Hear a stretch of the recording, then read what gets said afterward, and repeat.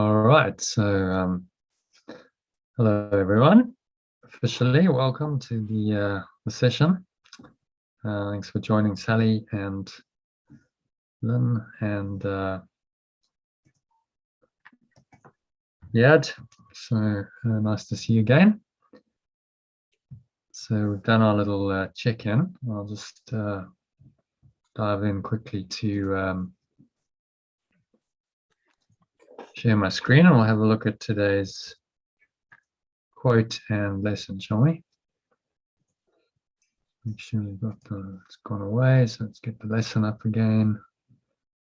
And were you going to talk about health and the Course in Miracles? Yeah, we can. Yeah, so we have a quick chat about that. So yeah, a couple of issues around health. Yeah, you said someone who's quite spiritual has got cancer and died, a friend. And Sally, you were talking about your dog and not seeing completely with the Holy Spirit, just one half, the top half or the bottom half.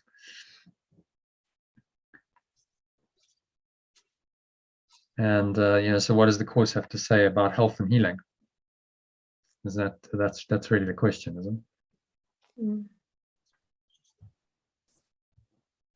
So healing is always of the mind.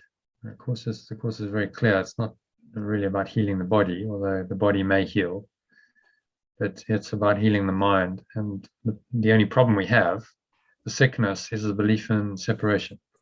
We have a separate self concept, a story around that, and that's the belief that needs to be let go of, and that letting go or forgiveness is the healing of the mind. And when that happens genuinely, then there's often a shift in the bodily condition, and often things that were problematic just go away, disappear miraculously, because fundamentally you've changed the mind, and because mind projects and manifests in and through the body, and it changes the body. And there's been many instances of miraculous healing, recorded miraculous healing, where instantly people are healed. And that's not really explainable by medical science, because they don't work on the level of mind and understanding that if it's all an energy field, if you change mind, you change the energy, that can then change the manifestation of the energy field, which is then the physical body, and that can happen instantly. So there's many miracles that have been recorded. I think at Lourdes, in the place in France, they have that healing water, and there's hundreds of miracles that have been properly documented, verified, where people go in and they have some kind of a shift. Usually it's a change in mind, in heart, we call it, and then instantly there's a healing, and that's all has to be documented and recorded, and they have to have been tested and measured by a physician before they go in the water and then afterwards, and so there are many of those instances. So just miracles obey laws of mind that we're not familiar with. The ego has denied these laws, but they're there, and we can accept them. And then there was also a question about, well, why do so-called spiritual people die of things like cancer? We're talking about people related to the Course. So Helen Schuckman, she was the scribe. Well, Helen had, she hadn't, by her own admission, fully given herself over to the Course. She didn't believe its message. So perhaps she wasn't the best example. I think she had a lot of inner conflict, and that's probably what gave her the cancer. Ken Wapnick, who was a great teacher of the Course, pretty enlightened guy, he got cancer. Another guy called Patrick, someone or other, what's his name? He was quite a serious Course teacher, and he died of cancer, I don't know, 10, 15 years ago. Ramana Maharshi, great spiritual sage, and really you could see that he was enlightened, and yet he dies of cancer. So, and then we wonder, well, why does that happen? Why does sickness of the body happen to enlightened people? I guess there's no like clear cut answer. Well, this is why it happened. It depends on what's going on in that person. You don't know. It might be karmic. They've still got some unforgiven beliefs in there. In Ramana's case, it really wasn't a problem for him.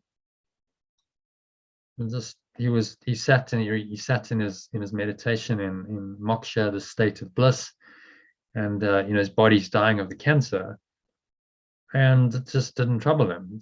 He's not really aware of it. There was no pain or suffering related to it. So I think he just saw it as, well, okay, it's just how the body's going to be let go of, and that's fine. I'm not gonna resist that process. Why would I?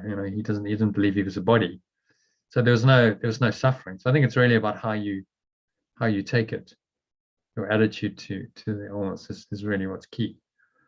You can go on and on about why it happened, but your only choice is how you're going to respond to it. If he hadn't have had a diagnosis for cancer, though, nobody would have known, and he would have just passed. People would have thought it was natural causes. Probably. And then maybe if he'd had an autopsy, then they would have found out it was cancer, but they wouldn't even necessarily have done that if he just passed. And it's only because he got the diagnosis that then I'm sure that other people's thoughts then start interfering, because then they start projecting stuff onto you, don't they? They have an expectation of how you're meant to behave and feel. And they'll start projecting that, won't they? Well, that's exactly what happened with Ramana. All of his followers like, oh, Master, we're really sad, and can't you save yourself? You've got all these supposedly great powers. Can't you save yourself and stay around a bit longer? And he said to them, have you learned nothing from what I've taught you? He said, I'm not a body. Where would I go? I'm not going anywhere. He said, I'll still be there. I just won't have a body. So, free your mind from attachment to the form, to the body. And then there can be no sorrow, because nothing's really died. There's only a body which is unreal, that's now ceased to exist. But did it ever exist to start with? If it is all an illusion, it wasn't really real, then how can you really lose what wasn't real? So it's a reinterpretation of it that stops all the suffering. Well, I'm not attached then to the human form, to the person as a seemingly separate person. I realize, we're all one, and oneness cannot be lost. There's no loss or sacrifice in oneness. And that would help us in our circumstances, but it doesn't help the people around you necessarily, does it? If you can kind of come to that realization for yourself, and then you can either, go, because you're only going to go when your time is right anyway, aren't you? And I suppose the key is then to go without suffering. But the people around you who are still in a way, it's like woohoo, like I'm out of here. Great. If I've done my spiritual work, I've learned my lessons. It's graduation day is near, so that's a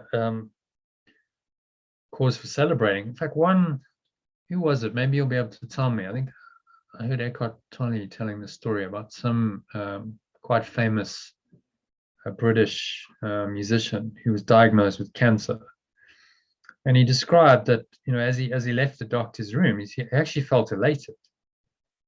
He wasn't depressed and worried. He felt freer than he'd ever felt in his life before. That's quite an unusual reaction, but he was obviously feeling something inside that was like, this is actually the road to freedom. Maybe it was because he dropped his whole story. It was like, well, what it does is it makes you realize that your story is really insignificant.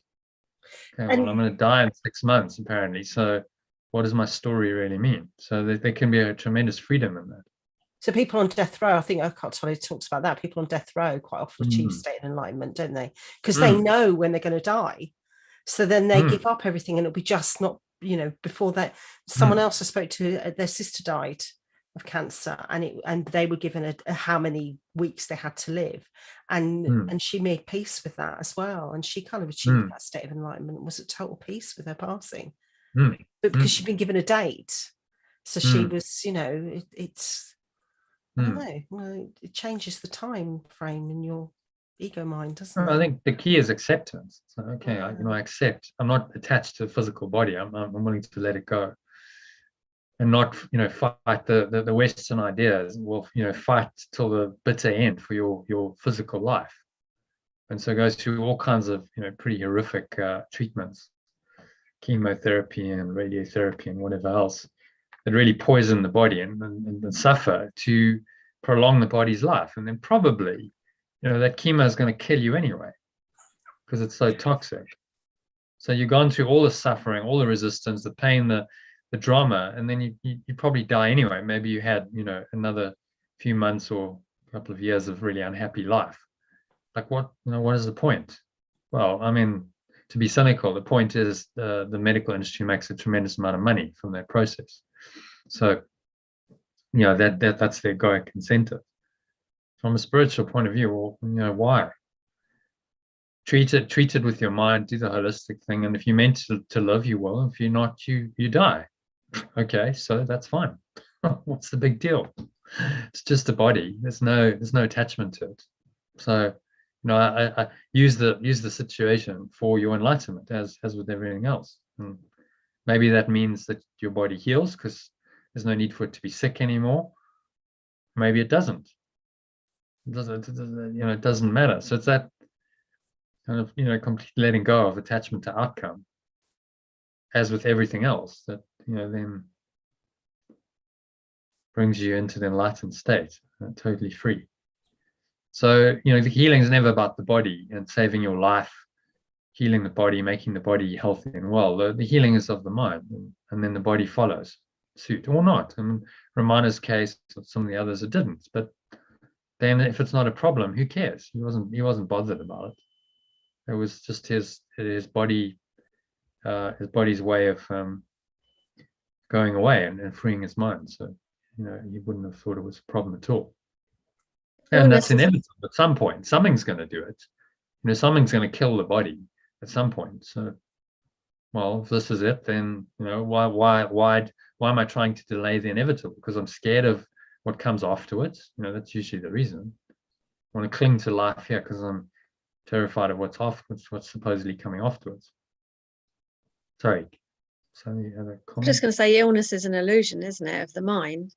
So we're just projecting energy in a certain format that we call cancer or we call whatever.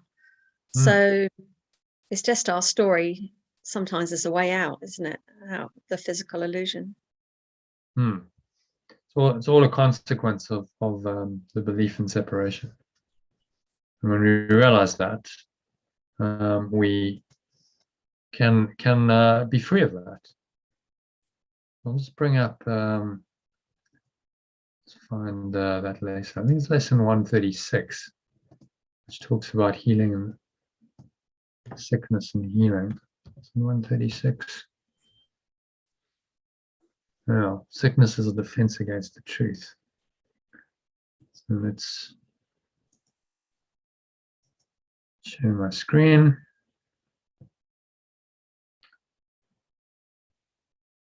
So yeah, maybe read a couple of paragraphs of this if you want. So you want to kick it off, Sally? Number 1, sickness is a defense against the truth, and then the first paragraph. No one can heal unless he understands what purpose healing seems to serve. But then he understands. Sickness is what did I say? Healing. Oh, okay. You translated sickness to healing, which is interesting. That's interesting, isn't it? Well, it's ultimately don't even look similar, do they? No, not at all similar. That's just a reinterpretation of the mind, which is ultimately what we've got to do. Reinterpret sickness into healing. Maybe that's you're just doing that subconsciously. No one can heal unless he understands what purpose sickness seems to serve, for then he understands as well its purpose has no meaning. Being causeless and without a meaningful intent of any kind, it cannot be at all. So is that saying the intent of the ego? So the ego is an intent, and then we have to switch over into the spirit and go, that's not true. Okay. When this is seen, healing is automatic. It dispels this meaningless illusion by the same approach that carries all of them to truth and merely leaves them there to disappear.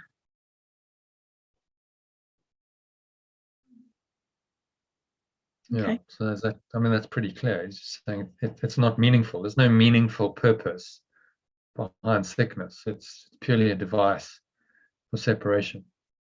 Mm. And when you see this, then healing is automatic. You see it and your mind is healed, and the body often follows, because the body just is a projection of the mind. So then we'd call that, miraculous healing. But the real miracle is the healing of the mind. And you simply don't believe in sickness anymore, because it has no meaning. Why would you believe in something that has no meaning? It doesn't really accomplish anything.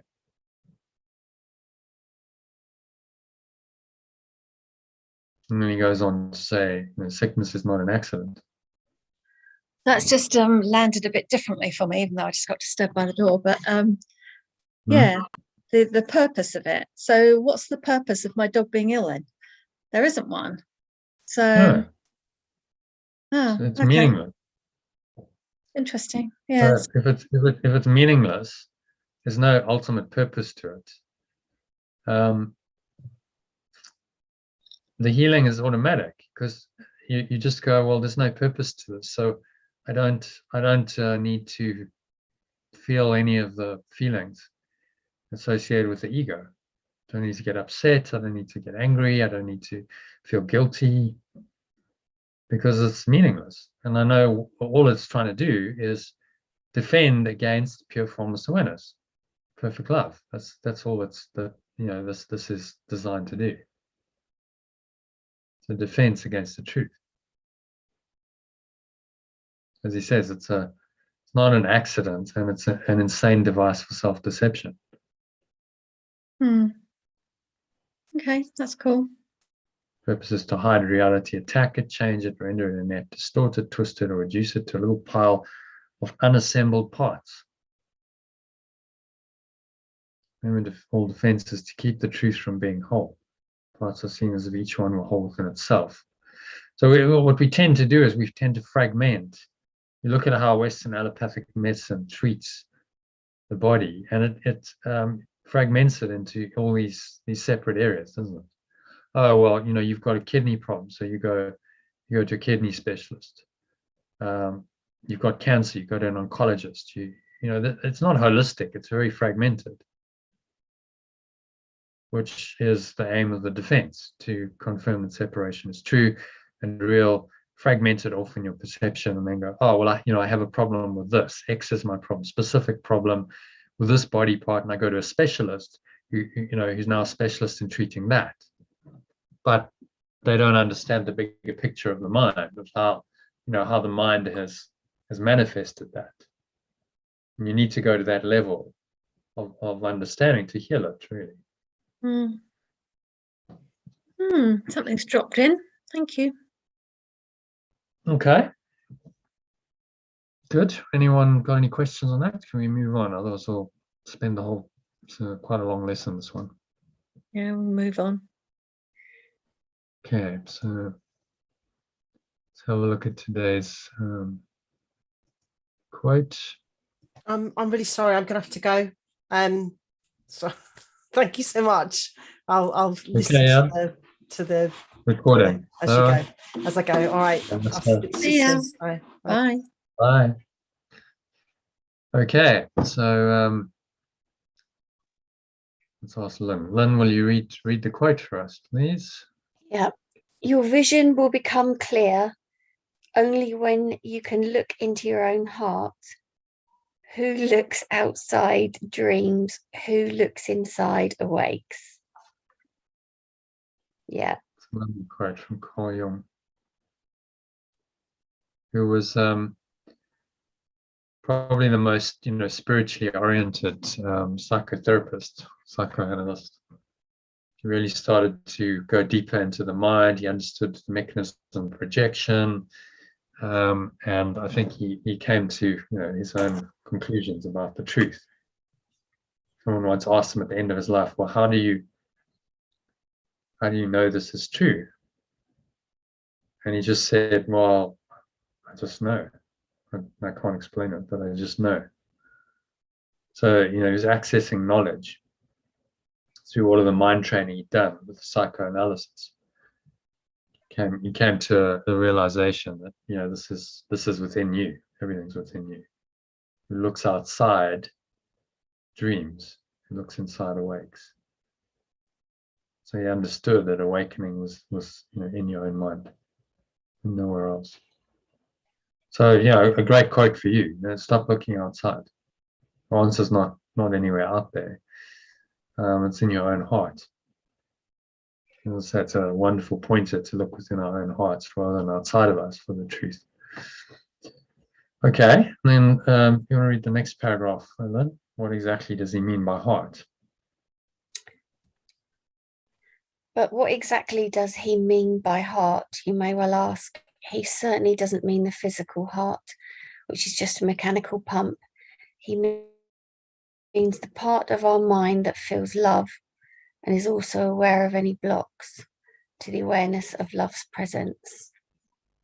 In A Course in Miracles terminology, the heart would then be the Holy Spirit, or in our alternative art of letting go language, the remembrance of perfect love that is able to perceive the blocks to love's presence in your own mind rather than blaming external circumstances.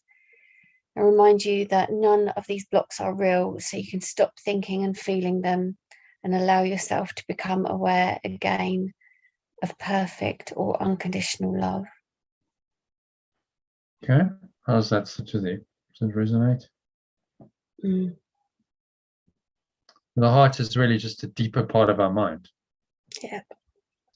It's the part that knows the truth. It's the part that can feel love. It's also the part that can become aware of what those blocks are. So it can also, if you're feeling unsettled, it can be aware of that. Okay, I'm feeling into that, and I'm sitting with that. I'm feeling the disturbance to my peace. So as opposed to mind, common understanding of mind is, oh, I'm very much in my head. It's all concentrated up here, and I'm just thinking, but I'm not really feeling. Heart tends to reside here, not because of the pump, but that's an energy center. So there's an intelligence there that allows us to kind of feel into things, and through that feeling to receive the guidance. So maybe it's a call to go there, try and drop into that. It's definitely a feeling. If you just take your attention now, you take a breath and breathe in, close your eyes, and just take your attention into your heart center. And you can put one hand on your heart to help you do that, and just notice that presence there. And there's nothing else to do, just sit there for a bit and feel it. You notice how that changes things. You've gone a bit deeper. This is what he's referring to, into your heart. It's the feeling aspect of your mind. It's not so concerned with thoughts, but with just feeling it. This ultimately is the only way we're going to know perfect love, is by feeling it. It's interesting because straight away I could feel fear in there that I hadn't been feeling. So a little block came up. As soon as you do that, the resistance is there. Then you notice it. So the Holy Spirit said, okay, well, that's useful. You noticed it. So just sit with it. Go, okay, well, I'll sit with that. I'll go into that, and I'll just stay there, and I'll notice what comes up. And just that simple practice can be the undoing of the ego. If you really just sit in that presence and invite it, the blocks will come up. He's told me that lots of times. I struggle, but I can do it. But you find you're more mind oriented. Your mind keep coming in and going, okay, well, you got to do this, or think about that. Yeah. Or the past future. Stay still. Thinking about the past or the future, very mind, rather than the heart is less thought and just feeling. Just you feel into it and you're, okay, so I'm feeling the contraction we call fear. And then I'm just able to sit with it and say, okay, well, let's just sit with that and not try and distract ourselves because it's uncomfortable with something else. Just sit with it and see what happens. And, that's the invitation for the Holy Spirit to then help you let it go. If you're just willing to become aware of it, sit with it, and let it dissipate. So we'll do a meditation today, definitely. And so just really, sit with it for 20 minutes and sit in that heart space and just, allow it. Because what this teaching is saying is that the presence of love will heal you. It's not you who's healing you or anything else. It's the underlying awareness of love that's already there. So you just have to allow it, give it some time and space. It's all about, it's another name for it is spacious awareness. It's a spacious awareness. You need to give it some time and space for that to unfold and allow that to work the miracle on the mind created stuff. And that's why meditation is healing ultimately, because you're creating that spacious awareness, and then of itself that spacious awareness has a profound impact on the body mind system to heal it. Okay, any other thoughts on that? Heart, understand that heart is the Holy Spirit, love's presence. No, I've just it just made me remember something that happened though, of why I'm feeling. Because the day after I had that breakthrough, the dog bit me. Right. This is in your house sitting assignment. Okay. Yeah. So isn't I that don't interesting? remember ever being bit by a dog before in my life. So I think that's what threw me. I thought, I'm learning, I'm moving forward, and then that happened. So the ego's like, well, you're not learning very well, are you? Now you've been bitten, and Well, that's a classic it. defense, isn't it? Because it's getting you to focus on the dog bite and the body and the pain, and then you might beat yourself up a bit and say, well, you're not learning anything. Like, how spiritual are you? Look, you got bitten by a dog. That is what's happened. Yeah. Which is kind of the new age version of the old Christian guilt. Oh, you're unconscious, you're a sinner. It doesn't matter what you do, you're still going to be that. Well, new age. It's like, oh, well, you've created that. So look at you. Like, how unconscious are you? Because you just created just a dog bite, and then the ego beats you up about that. Yeah, it does feel like I do feel like that. It isn't helpful because it's just the ego trying to pull you back. See how it works. It's trying to pull you back to the level of form. Okay, so now you've had an insight, you've had a bit of a breakthrough, but no, we're going to distract you from that. We'll pull you back into the body, and then we'll create a whole lot of thoughts and emotions around that situation that are not, spiritual. They cover over pure formless awareness, and they tell you, well, you're not good enough, and how can you're just not getting it, man. Like, come on, you're doing all this work and you're not getting it, so give it up already. Because like, you're still getting bitten by a dog, man. How unconscious are you? Harsh. I mean, that's probably what it's saying, isn't it? 100%. But it's just using that situation. You see, it needs to understand how it works. It needs the drama in order to justify the thoughts and the emotions that constitute it. So this is why we have these things that happen. Why do we have to manifest dog bites and sickness and illness? Because the ego needs that to justify its thoughts and emotions. Otherwise, there would be no reason for it. People can still invent them, but it's much easier for the ego if it creates a situation and then goes, oh, well, look, you see, here we go. It's happened on the level of form. You can see it with the body's eyes. That's today's lesson. And you can experience it. So, that's real. And then it reacts accordingly, as though this is real. Now, all of those thoughts and emotions are justified, which then pulls the cover over pure formless awareness of perfect love, the veil of illusion, And that's now obscured to you, which is the whole purpose. It doesn't want you to see the pure formless awareness, because that undoes the ego. So, you know, the fact that it happened the next day it's not an accident. No. See that? I totally see it. And also why I realised is because I thought, why haven't I been listening to any of the meditations or anything? Because I've been trying to listen to something like most days, not every day, but most days I had, and I haven't done any. I haven't done any. I think today, because in my mind, I thought, I'm going to go on the call today because I've got no other plans. And then Sally messaged me saying, "You're coming on the call today?" And I said, "Yes, I am. I planned it in my head." And I quickly just read that card at the beginning, and I thought, "Oh, that's why I'm going on today." But I hadn't done anything since. I don't even know what day that happened. That big thing that happened, and then the dog bite. I don't even know.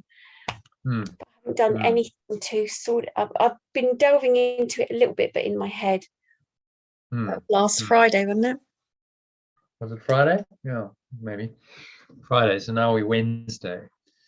So but you see how the ego works? I mean, it's interesting. It's like, okay, so you have a bit of a breakthrough, and then it's like it wants to pull you back. And so it'll manifest something on the level of form to justify the thoughts and emotions. Yeah, a real harsh one. Yeah, I totally see that. But if you can start to see its game, then don't be fooled by any of that. Just go, well, whatever, whatever you throw at me, I'm going to overlook it. I'm going to let it go, because I understand it's just a defense, and I'll continue with my spiritual practice, no matter what. So I think chatting to Sally, hanging out with her, because she's very dedicated to a spiritual practice, so it's going to help. So okay, like I need to just get into a good routine of doing this, so that I stay on track, so I don't get sidetracked so easily by whatever events come up, slings and arrows of outrageous fortune, as Shakespeare called them, which the ego is using to justify its thought system, especially when it feels threatened, which it would have done after Friday, because there was quite a big session for you, and there was a release. And so, okay, well, next day we've got to do something quickly. The defense comes up, and the defense is the body, and then that completely sidetracks you, and then you stop your spiritual practice instead of going, okay, great, I've had a shift. Let's really go deep into this. But the whole experience then is a learning. You can look at it and go, okay, well, I can see how that played out, and maybe next time be a bit more vigilant. Yeah, because what's weird, it's all coming back to me, because I had the screen up on my laptop to come on the call the next day. The next day after that happened, while I was still at that house. And then just as I was about to log in, a friend knocked on the door, a friend who lived in the same village, who I hadn't seen for a few years. It's a really weird chain of events. Sorry, I'm just thinking aloud because I was all ready to come on that call. There isn't actually a call on Saturday, so maybe it was... the clearing was on the Thursday, and then the bite was Friday. Yeah, right. So it was Friday. So I was about to log in. You could have come on the call on Friday, and then you got stopped, and then you got the bite later in the day, didn't you? No, I think I had the bite before that, which is why I thought I've got to get on that call. And I still had all the stuff, going on that I hadn't really processed properly. Oh, it's just my ego coming up saying, well, you nearly learned a great lesson yesterday. Let's stop that, sinking in. Yeah, that's really weird. I can see it all even more now. It's good, so you play detective then. You go, okay, so look at how that played out. And it's not an accident. Look at the pattern. And the ego can manifest all these kinds of defenses, because that's what it does. That's why it's invented an entire world as it's the defense mechanism against the spirit. And so it's ingenious. It'll come up with all kinds of stuff. A long lost friend visiting you've never seen, and she just happens to be in the same location. Dog bites, and whatever else. But as the stuff comes up, your defense, the spiritual defense, is always, well, I don't have to see this as the ego wants me to see it. I will not use the body's eyes. That's what Yeshua is saying today. It's another way of saying, well, let it go. Don't make this real. Okay. I will not use the body's eyes today. I changed it to I will not see only with the body's eyes today, because a lot of people might be a little bit confused about, if you take it literally, if you literally mind it, I will not use the body's eyes today. Well, how's that possible? Sure, I'm going to close my eyes the whole day. But he's not referring to it on that level. So I will not see only with the body's eyes. I'm not going to just let my perception be dictated to by just what I see. That's really the lesson. Interpret everything just on the physical level, which is the ego's addiction. Just to interpret on the physical level. So the physical level would be, oh, yes, I've had a dog bite. Oh, this is serious. I better go and get an anti-tetanus injection. I better get it treated. That's not you, is it? No. I'd suck it up, and I can't imagine what would get me to go to a doctor now, to be fair. All right. But then you didn't do the the inner inquiry necessarily. No. Okay, so why Didn't do the self-healing. So let's really look at that. Why did that happen? And let's ask for some guidance and answer. But it's early day in spiritual growth. This is the learning. Well, okay, you got to learn all of this, and sometimes you make so-called mistakes, but it's all just learning. Yeah. So the next time you're okay, well, I can be a little bit more vigilant. When I have another misfortune like that, let me take a different approach and not be distracted, thrown off my spiritual practice. I'll go straight into doing some inquiry on it and recognizing what it is. Because when you see it, then there's kind of a knowing. So, okay, I get it. It's not just some random event. You see why it's happening, and that's part of the undoing of the ego. Once you understand why it's happening, you no longer have to do it unconsciously. You're now conscious, and it can't happen to you unconsciously anymore because you understand what's going on. So I've just had a little breakthrough. I can just share it with you. So the thing about illness not having a purpose, and you can let it go. So I inquired, can I let my dog's health stuff go? And the answer was no. And I asked myself why. And it was because it's scary. And it led me to understand that when my mum was well, she was powerful and scary. So it was better when she was ill. And then after she died, I got the dog and I started projecting it onto my dog, the same belief that it's better when she is ill. So I've just let go of the belief it's better when she is ill, and I've changed it to life is better when she's well. Whoa. And then it's interesting that the dog has been quite a sickly dog. Has that been the story of you and the dog? Yeah. So that's interesting because animals feed off our energy, and so that's now in your energy field. Projection, perception, how it works. So that's going to be contributing to the dog's illness. And you might have found a dog that had a pre-existing tendency towards that, but that's how it works.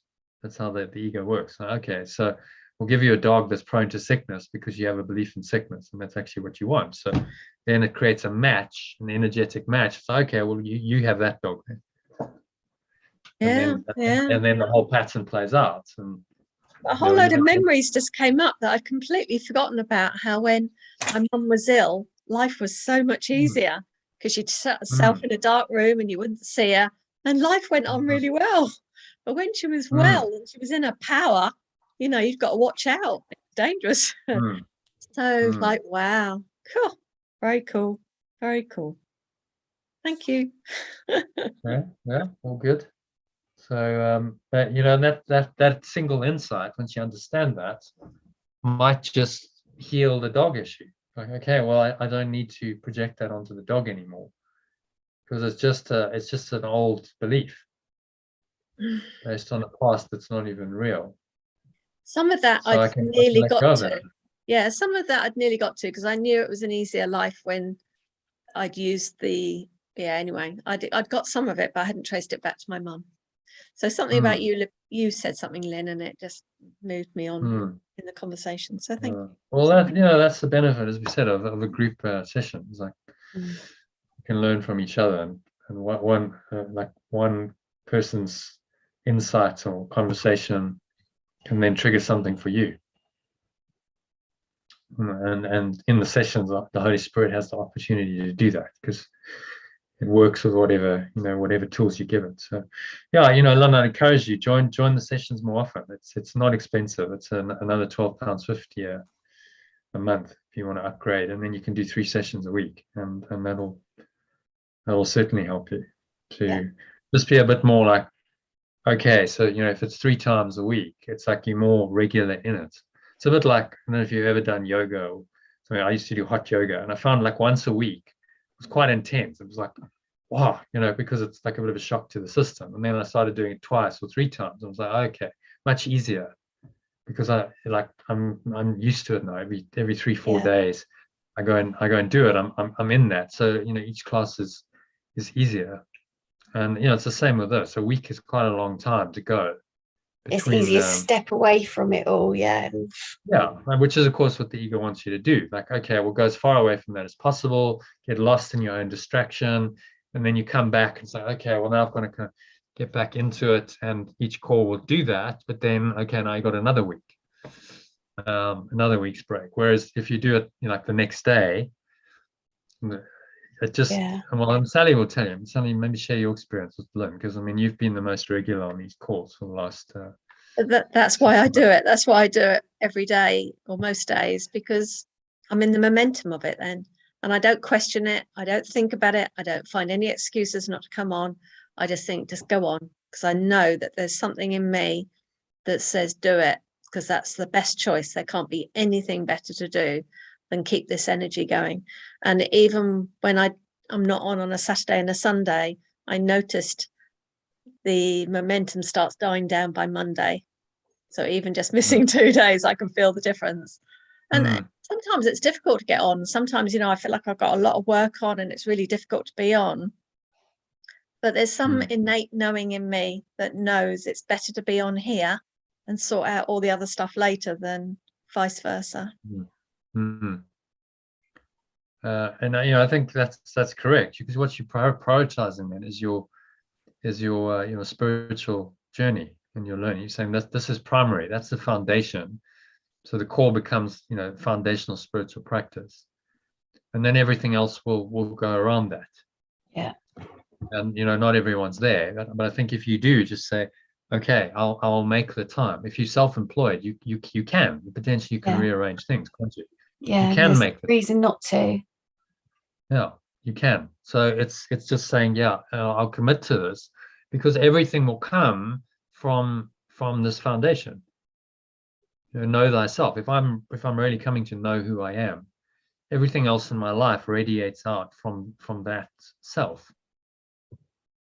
So surely that should be the priority. Know myself. If I don't know myself fully, which you have to recognize, okay, I'm still searching. So the ego is still there and I'm ducking and diving, then the priority should be to know myself. Let me know who I am, because everything else follows from that knowing.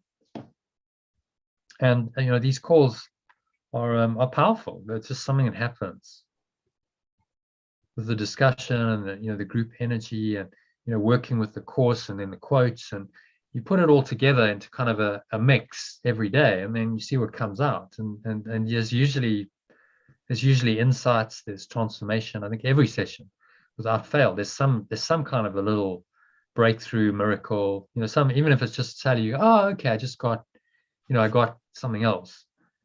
And some of them we've had like major breakthroughs. People have just, you had one, Sally's had, Susie had a huge shift. So you just never know. Maybe the next call is the one that you break through. Who knows? If you don't show up, then it can't happen. So you're giving the Holy Spirit the opportunity to, the time and the space in your life to really help you resolve, these deep-seated egoic issues and let them go. And then your other work kind of reinforces that. So if you're doing meditation, you'll find if you do this, you're more likely to then do a meditation during the day, and can keep on the program. So Yeah. I encourage you to dive a bit deeper and try and do it 3 times a week, at least, and you'll see. What have you got to lose? Try it for a week or 2 and see, and then you'll go, okay, well, I can see the difference, in your own experience. Well, what do I feel? Am I feeling different about it? Is this helpful or not?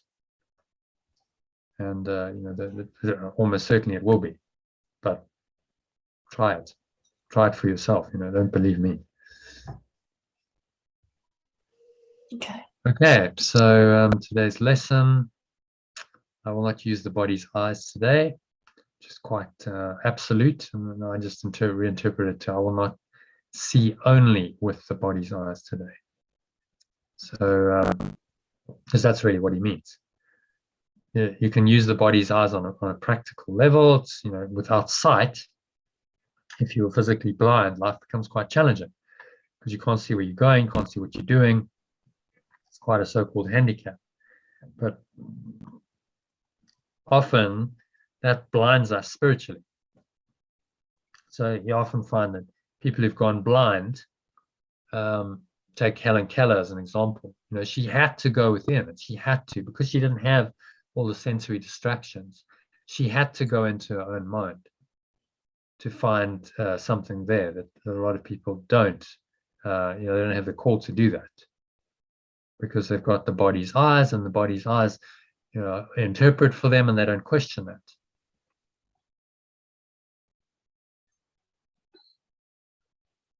So he's saying to us, well, let's pretend for today that we're actually blind, we can't see, and go within and use really. We see means we perceive. We perceive not with our senses, not with our eyes and ears and so on. We perceive with the mind. So I will not see only with the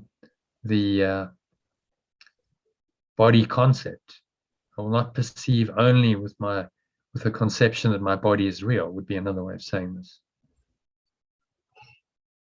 I won't perceive only from a false self-concept that thinks that I and other people and things are bodies.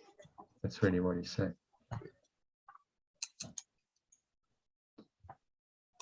Okay. So Sally, if you want to read the next one.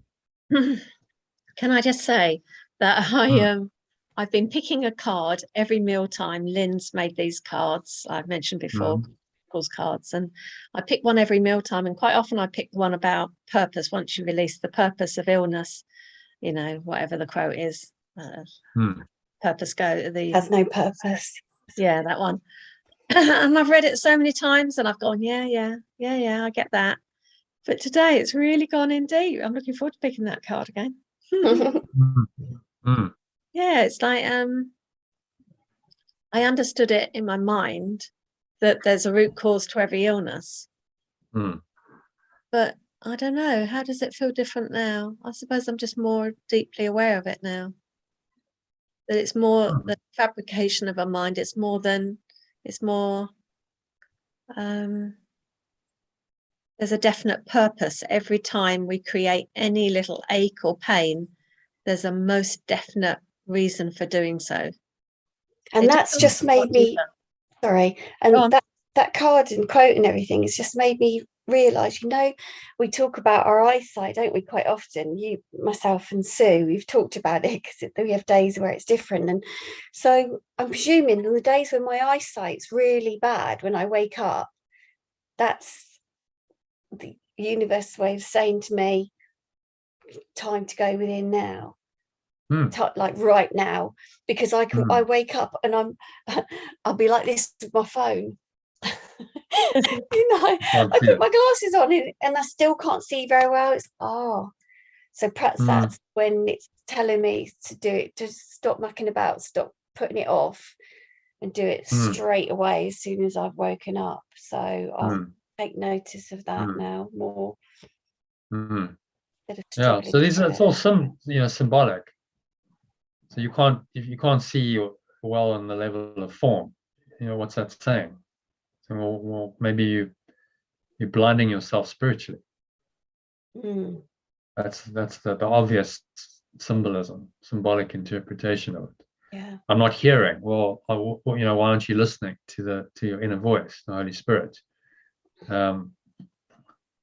Louise Hay, who was quite famous for tracking. She spent a lot of her career tracking and saying, okay, so this condition, you have this condition, what does it mean in the mind? And she kind of got the guidance as to what it meant. And establish these kinds of relationships, because if the mind is behind it all and the body follows suit, then the body is quite useful, isn't it? That's a canary in the gold mine that's saying, oh, okay, problem here. So take notice. Yeah. And I suppose it's if we're so disconnected and we don't take notice, and a lot of people are very, they might, it's kind of a paradox, they're rooted in body awareness, but they don't actually pay any attention to their body. It's kind of strange. They believe they're a body, but there's often no awareness of the subtleties of the body. So they just like, I'm astonished at what people can eat and drink, and you just go like, how can you, like, it's inconceivable, because where's the awareness that, like, hang on, that's not good for me. I mean, if I'll eat a little bit too much sugar or something, I know straight away. It's like immediate, you've tapped in and you go, okay, I'm aware of that. So how could you do that consistently over and over again? And worse abuse with stuff, because you're not aware. They haven't honed their faculty of awareness to a point where they go, okay, I'm actually aware of what this effect this has on the body. And then the body becomes the canary saying, no, not good, not good. And it tells you. So, from that point of view, it's very useful. Very useful tool to know what's true and what's not. Sometimes when you've had something a long time, probably pre-spiritual development, it kind of becomes part of you, and you just kind of accept that is how it is. But actually, it's a call to action, isn't it? Any little twinge, any little tiny thing, don't put it off. Yeah, it's definitely a call to action. It's a helpful call to action as well, isn't it? I didn't hear much of anything that was said before because my signal keeps going in and out, but I just think that a lot of people go to a doctor at any twinge or discomfort, then they're given the tablets, that dulls it down and suppresses it, and then they get more ill. That's what I see a lot of. Some people just go to a doctor for any tiny little bit of pain and discomfort. It's a classic looking outside. Okay, well something else is something that I'm not responsible. That's a problem, and something outside of me can fix it. So I go to a doctor, and of course there's a whole industry set up to serve that mindset, which doesn't work because there's no genuine healing. Drugs, it's just a crazy idea. It's not healing anything. It's just managing the condition. It's suppressing symptoms. It's there's no real healing at all. But when you get deep into it, when you've got to the point where you've got diabetes or cancer or something, epilepsy, yeah. So I'm having to deal with at the moment with someone. You're so far down the line. How scary would it be to sit with it, because you've been suppressing it and avoiding it for so long, and they don't believe it's healable either. No, but they're so far away. So really, we need to, what I've always said to everybody, but I've just seen it in a new light, is notice the tiny little whispers of the body. Don't let it get any worse. I've always said it, but I'm just seeing it in a different way today. I can see when you've got something like epilepsy, you couldn't even dream of letting go of the medication and unraveling it. Yeah. But the subtle cues, if you get the these subtle kind of prompt and something's not quite right with the body, and you notice that, then okay, look at it. Like, don't just go, oh well, that I'm just going to carry on, distract myself, or I go to the doctor and I get a pill. That's our approach in Western medicine, and it's a disastrous approach. It's just really it's really terrible. It doesn't work, because there's no genuine healing. It's just, okay, well, let's just cover it over, let's just suppress it. And if you keep doing that, the problem just festers. It gets worse and worse, and then you get even more sick, And more stuff. and more stuff. And then of course you keep on. Okay, well, now I've got even more conditions, so now I've got to get more drugs, or other treatments.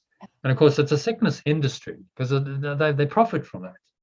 If you really let go of it and you're well, then no, they'd be out of business. No doctors. A huge chunk of the business would just not be there anymore, because a lot of people are, the big money they make is in the drugs. That's the major money spin. So we've got to keep people on these drugs perpetually. If everyone's just healing and letting it go, and they didn't need them, then massive revenue dent.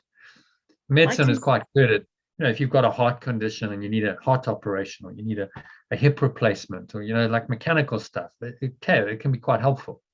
I don't deny that, but that's quite a small portion of what of what it does. The majority of people go because of conditions that are lifestyle related, diabetes and cancer and heart. This is the majority of it. And Western medicine's a disaster at dealing with that stuff, because it's not dealing with the real cause. It's just saying, well, we'll just deal with it on the symptom level and try and address it there. But I can really feel now today, why somebody would rather die than change their mind. I'm in it now. I've got it, because I've always said that you just need to be with it, and we can work through it and all this. But something's just shifted in this session where I can see why their purpose for the illness hasn't gone away. So there's no reason why they'd want to look at it, because somehow it's changed in my head. I can see why someone would keep running away. Yeah, no, it's very clear. That's really helpful today. Well, it's a self-concept, isn't it? The self-concept doesn't want to die. So they would rather die physically than let go of the self-concept that's just that experience the experience with my mum. That must have been in me a long time. 10 years she's died. And yeah, something's definitely there. I can so see that's really helpful that it's changed in me, because I work with people that are ill a lot, and that would be really helpful to understand those that don't come to me, that don't want to explore it, that are running away from it. God, it's so clear to me, so clear. I can so see it. Where before I kind of was we've always had these conversations, haven't we, Lynn? Like, oh, why do they do all that chemo and everything? But actually now I totally see why they do. Because they're running away from the truth, and that's the only alternative. Okay, well, I've got to do something. So then I'll go for that, rather than go, okay, well, let me actually face this. Let me get to the bottom of this. And then I've got to face the self-concept. But that would be like turning around and facing a dragon, a fire-breathing dragon. That would be pretty tough for a lot of people, wouldn't it? I'm not in that situation where I have to do it, but I presume I could do it. But I can see why people would not do it under any circumstances. God, yeah, it's really so clear to me. Oh my God. Well, especially if your pattern has been to defend your whole life, you've defended the self-concept. You've really been unconscious, and that suddenly you'll be asked to, okay, now you're going to go and you're going to really look at this. It's incredibly frightening. You've denied that your whole life. So it's baby steps. The more you do this stuff, the more you're like, okay, I'm actually getting quite used to looking within and this whole awareness. It's not actually that frightening. I realize that I can look within, and it might be uncomfortable, but nothing's going to kill me, and so I get used to it. It's like I'm learning another way of living. So if something big comes along, it's not that frightening anymore. You can go, okay, well, I'll go with them, because it's reasonably familiar, and I know that all I'll see might be uncomfortable, but You know, it's just an uncomfortable thought and emotion. You know, there's nothing really to be scared of. And so you get used to that. But that's the, you know, that's mind training, isn't it? You need to have really trained your mind to start doing that. Otherwise, when you get to your end of life stage, and you've had 60, 70, 80 years of, you know, just defending and not being conscious, it's incredibly scary. It's like, it's, oh my God, I don't want to lift that load. That, you're not going there. So anything other than that, I'd much rather go to a doctor and take the pills and do whatever they tell me to than go there, because it's totally unfamiliar. It's the unknown that I've denied my whole life, and it's too scary to go there now. So, you know, it's awaken while you can. The last thing you want to do is, you know, get to your deathbed and then say, okay, well, suddenly I'll have an epiphany on our deathbed and I'll get it. It's like, you know, gradually, slowly through your life, you've trained your mind and you become more and more open. And then, you know, age can be a lovely experience. It doesn't have to be this slow decay and death. What I have seen is that the ego is not kind in old age. That's for sure. So people who haven't done the work, and you start getting to those advanced years, really, you know, it's not pretty, is it? No, it's so horrible. And then there's like, well, what do you do? You know, how do you deal with that? How do you help the person?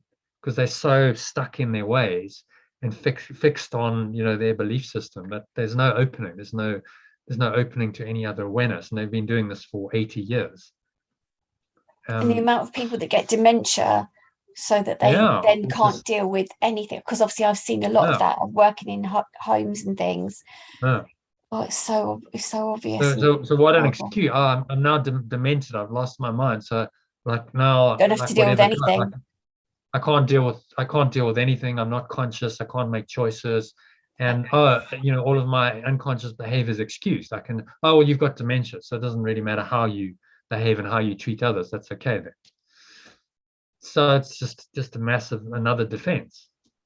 I think that's a big reason why people get these conditions. If you're truly conscious and aware, like, how can you get dementia? It's not. I don't think it's possible. Absolutely. Yeah, it's interesting. I've never heard of, like, you know, spiritually advanced teachers getting dementia. Have you? No. Someone who's, you know, enlightened getting, that's not going to happen. They might have got cancer, but that's of the body. But like Ken Wapnick or Ramana, you know, they didn't get dementia, because that's the mind now kind of zoning out. And dementia seems to be the cutting off from life, doesn't it? Like the body's still alive, but their mind is cut off. Yeah. From life. Yeah. So I think that's a product of there. Many years of denial. Exactly. Many years of denial, denying love, cutting themselves off, and you keep doing that, and then you know the condition develops. And that's you know, that's over their lifetime. So then how easy is it to reverse that? Not very easy at all to reverse, because it's you know, it's this ingrained pattern that has now manifested in this condition, but it's over the long term. Whereas you do this kind of work, I mean, this keeps you, wow. I mean, you know, this is a mental workout of note. You're dealing with these concepts. You're aware. You're looking all the time. You know, it's like you're not asleep. You're really, you know, awake and alive and alert. And okay, so what's going on? And I'm observing life differently, and I'm constantly shifting my perception, and I'm, you know, understanding these deep metaphysics. And you know, it's a workout for the mind. So how then can you get dementia if you're doing that, you know, continuously? So.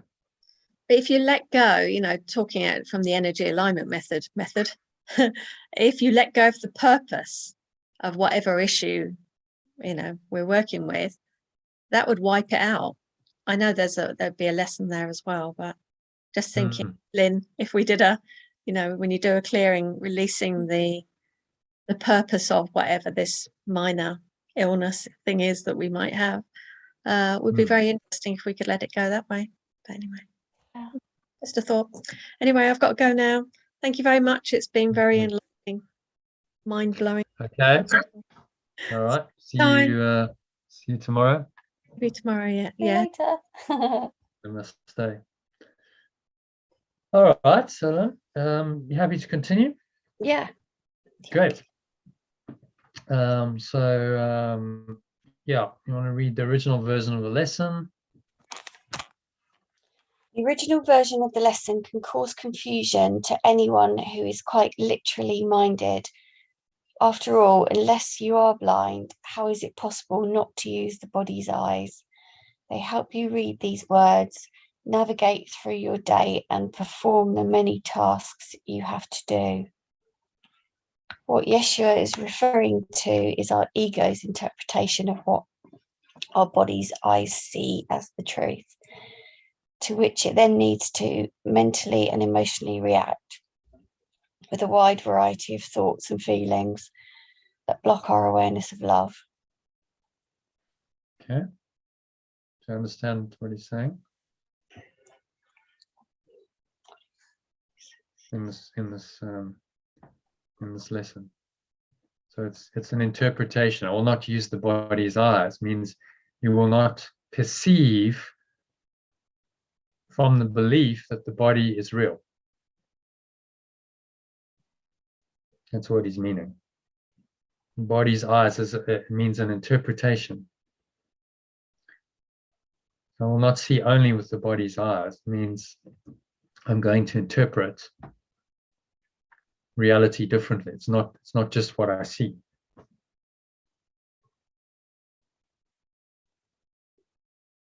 Yeah. Does that make sense? Yes, it is. It's about going deeper as well, not just being like the stories, because it's the stories we're seeing around us. It's about going in deeper, isn't it, and seeing it from the deeper. Beyond the level of form is of the body, and the ego's using that story to mentally and emotionally react with a wide variety of thoughts and feelings that block our awareness of love. So that's what the whole construct is for. We need an illusion seemingly outside of us to justify the thoughts and emotions that then block our awareness of love. And isn't that just so cunning? That's exactly what the world is for. They're all just the stories, and that's what we think everything's all about until we realize differently. Everything that we're seeing with our human eyes, we feel like that's the truth. An illusion, and the purpose of the illusion is to confuse us about who we really are. It's to cover over that pure formless awareness of perfect love that we are. Hence, the world is just an illusion. It's a veil of illusion. But most people, even if you're quite spiritual, and you go, okay, it's an illusion, they don't connect that with their self-concept. They don't go, oh, well, actually, my false self-concept is the reason for the illusion. And the illusion, the external world, perpetuates my false self-concept. And that's how it goes. That's the perception, projection mechanism of the ego that keeps going, keeps us on the hamster wheel. Always looking for some kind of salvation within the world, but never finding it, because within that system there's no salvation. It's a dysfunctional system. I'm very aware that I keep going in and out of it, in and out, in and out. Sometimes I'm in it, and then I come out and I'm like, oh, it's not true. Well, can you be aware, as you're going into it? That's the key. Okay, I can feel that pull. It's got kind of a gravitational pull, isn't it? So to pull you into the hamster wheel mode. Sometimes I can stop it. Just with so the more you practice spiritually, if you can do like these practice these lessons every day in the longer periods, and then short breath breaks, the more you do that, the more you interrupt the pattern of the ego, and you stop yourself from going there. Because okay, now I can't catch myself, and I just don't go there. And so you're then rewiring on a physical level, your brain waves and your neural pathways start to rewire accordingly. And it so does I'm out feel of it for longer. Because you keep interrupting the ego's pattern and keep rewiring until you've got a new pattern. It's like, okay, actually my pattern is not to go into that. I stay in the empty, spacious awareness much more. I don't need to use my mind as much. I don't need to think as much. I can just stay in this really, really nice, peaceful state of spacious awareness, which is how we can experience pure formless awareness coming through So that's a flow state. You can still be operating and doing things, but you just it's much more comfortable, and you're not in that dis-ease, Yeah. not feeling unsettled. Yeah, I can see that clearly. Okay. Yeah. So just I'd really try and take your practice to another level, and just do more of it, so that you stop yourself from vigilant. It's vigilance. Mind training is the vigilance against the ego. So you stop yourself going there for long periods of time, even for a few minutes. But it works, because you start going there, and then that develops into a mood, and then suddenly you feel like you're sucked into the vortex. It's like, oh God, I'm actually feeling quite sad or depressed or angry or upset or whatever. And it started with a few thoughts, and then it just develops into this full-blown pattern. I know that I can take myself out of it, because I've been incredibly depressed in the past, and for a long time. And obviously how I got out of that the last time I was really depressed is because I was I can't explain it. I was taking myself back out of it. When I started to think those thoughts that made me feel so bad, I would turn them around. Listen, that's what I say to people. That's how I got myself out of that deep depression, because I started turning my thoughts around. So I know I do it. I know how to do it. But now it's the next level of doing that. And just being really vigilant. So when it happens and you get one of those egoic thoughts, you catch it. You go, oh, no, got you. Let's not go there. Let's correct it. You use the mind training lesson maybe just to think about it differently. That the genius of the system he's given us is that you can then replace one thought with another. Yeah. So you could then use the quote, the lesson for today, and say, I will not see this only with the body's eyes. That just changes your perspective on it. And all the lessons work that way. You can use them to reinterpret any egoic thought and give you another perspective. Okay, so where are we? So that's the ego's interpretation. So in truth, the external world. So in truth, the external world, the body's eyes see and our other senses perceive, was made up by the ego. Yeah, that's what I couldn't get into words. Which remember is just the belief in separation, to justify the unloving thoughts and emotions that constitute the ego and prevent us from being aware of our true self. And the perfect or unconditional love it helps us feel for everyone and everything. Yeah. Okay, makes sense. Yeah. So it's a setup. Yeah. And you understand that the world is a setup to set you up for being upset. And that's why it was invented. And that explains why there is so much pain and suffering and misery and sickness and death in the world, because it's set up to do that. It was not God's creation. It was a miscreation of a deluded mind. Yeah. Set up When you understand that, then you can deal with it much better. You understand what the game is, and just don't fall for it. So when I had probably the most mystic experience of my life, I went into this Vipassana meditation retreat, and I did 9 days silent meditation. And on the 9th day, I just sort of lay down because my body was tired and sore, and I just went, okay, I'm actually just going to let go of the practice for a bit and just lay down on my bed, and this just amazing pure formless awareness. That's all I can describe it as. That's actually where I got the term from. Before that, I hadn't coined it. And I was like, well, what could I describe that experience as? Well, pure formless awareness. There was nothing else. There was no subject-object thought. I wasn't thinking as such, but I was aware. I wasn't asleep. That lasted for, I don't know how long. There's no time, maybe only a few seconds, maybe a minute or two. I don't think it was very long. For a few brief moments, I was just aware of awareness, aware of pure formless awareness itself. You could call that perfect love. And then when I came back into thought after that, immediately the Holy Spirit was there interpreting the experience for me.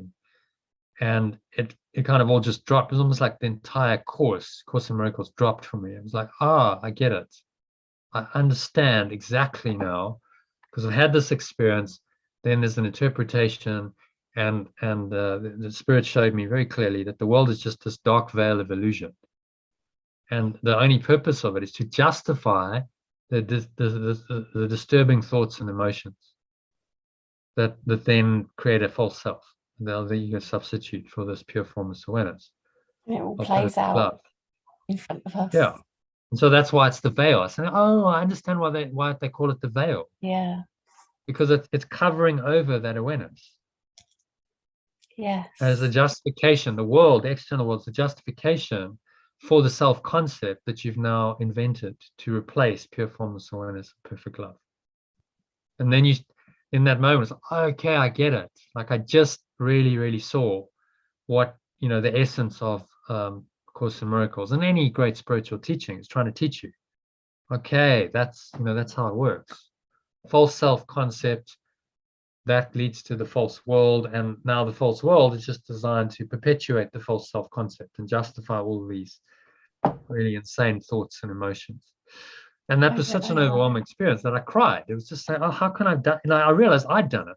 No one else could be blamed. It was like I'd done this incredibly stupid thing, and now I was dealing with the effects of that projection, because you now think you're in this body with this external world and all these perceptions, and you seem to be trapped in it, when actually you've decided to go down the road that led to this. So it's all your own doing. Fortunately, when you realize that, you can then start changing your mind. Yeah. So I don't have to keep on with this insane process. I can let it go and be free. So does that make sense? Yeah, completely. Did you see, like, in the light of your recent experiences, that dog bite now justifies the thoughts and emotions that are then egoic, that are the substitute for the pure formless awareness of perfect love that was threatening to break through and reveal itself. Yeah. And then very evident timing. Yeah. And it pulls you back into that self-concept. It's just wobbled me back again. Yeah. It was like, why? But as you're aware of that, you see how understanding what the game is really helpful, because you can go, okay, well, I can see that. And so I see this, and whatever thoughts and emotions that I'm experiencing, this is just more of what I need to let go of. So the ego's, manifested a dog bite, and then I'm feeling guilty because, how could I be so unconscious to manifest a dog bite, and I'm beating myself up. So there's self-condemnation. And okay, well, that's good. This is all being revealed now, and I can be aware of it. I've created an attack. Is what I keep thinking. You attacked yourself. Yeah. And then I'm like, why have I attacked? Why have I attacked? Why have I created this attack on myself? Why have I attacked myself? After what I'd felt the day before. Yeah. And then the answer is, it's not really you, it's the ego, which is kind of a parasite entity in your mind that's you've played host to for a long time, but it's not really you. It's a false. Slaps you back down. Self-concept. Yeah. Yeah. So then it's done that to you. It's not really you who's done that. So there's no need to feel guilt. It's just like, okay, well, that's just the ego. That's what it does. It wasn't really me, but I wasn't aware enough to stop the program from running through my mind. It's just, when I think of it in computer terms, it needs a computer in your mind to host it. It's like a software program. Without a computer, the hardware, the software is useless. It can't run. So, but it's a virus. So the virus needs your mind to run itself, and to have the experience that the virus is designed to experience. But it's not really you. The virus isn't you. Okay. The virus has just now come into the operating system, which is your mind, and it's consumed it. And it said, this is all there is.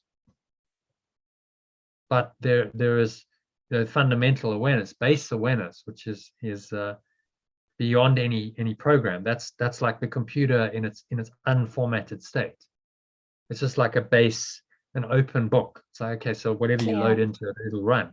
It's the same idea. Okay, well, you can go to that base awareness, and you know, all of the programs, the ego's programs, are uninstalled there. And in fact, there's no need then for, you know, what we would consider the mind.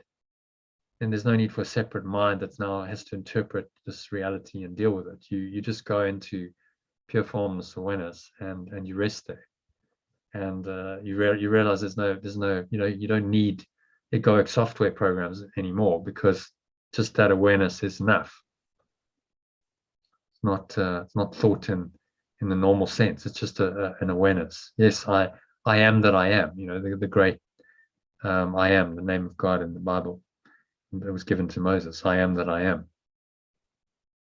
Know thyself, said the inscription on the temple of Apollo at Delphi. Know thyself, and one of the keys to it was you are. That's all it said. The little key said you are, not you are this or you are that. You are. You know, end of. I am. End of. It's pointing us to that formless state. And all the ego is trying to do is defend against that. That's all it's ever trying to do. Yeah. Okay, so that brings us to today's lesson. So let's dive into that. Lesson 270. In fact, we've got one more reading of this. So I'm not sure did we read this last time you were on? What is the body? So let's read what is the body, and then go into the lesson. Yeah, I think that was on the one. That's the one I was on. Yeah, the body is the fence. Yeah. Do you want to read it? Sorry, my internet keeps cutting out. The body is a fence. The extension of perfect love imagines it has built to separate parts of itself from other parts. It is within this fence. This separated mind thinks it lives to die as it decays and crumbles. For within this fence, it thinks that it is safe from love. Identifying with its safety, it regards itself as what its safety is. How else could it be certain it remains within the body, keeping love outside? It's the barrier. Yeah. Yeah, makes us think that we are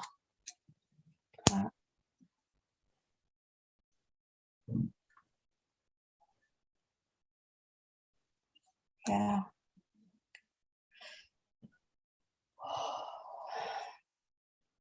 Okay, so you clear on that? I mean, it's and remember, fence and defense are the same. It's the same word. So the defense is this fence we've built to keep love outside, to convince us that love is, you know, love is not real, love is not there. The body is the best argument against perfect love the ego could have invented.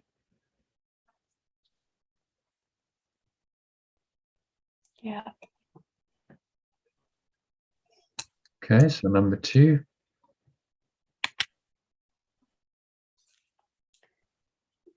The body will not remain, yet this it sees as double safety.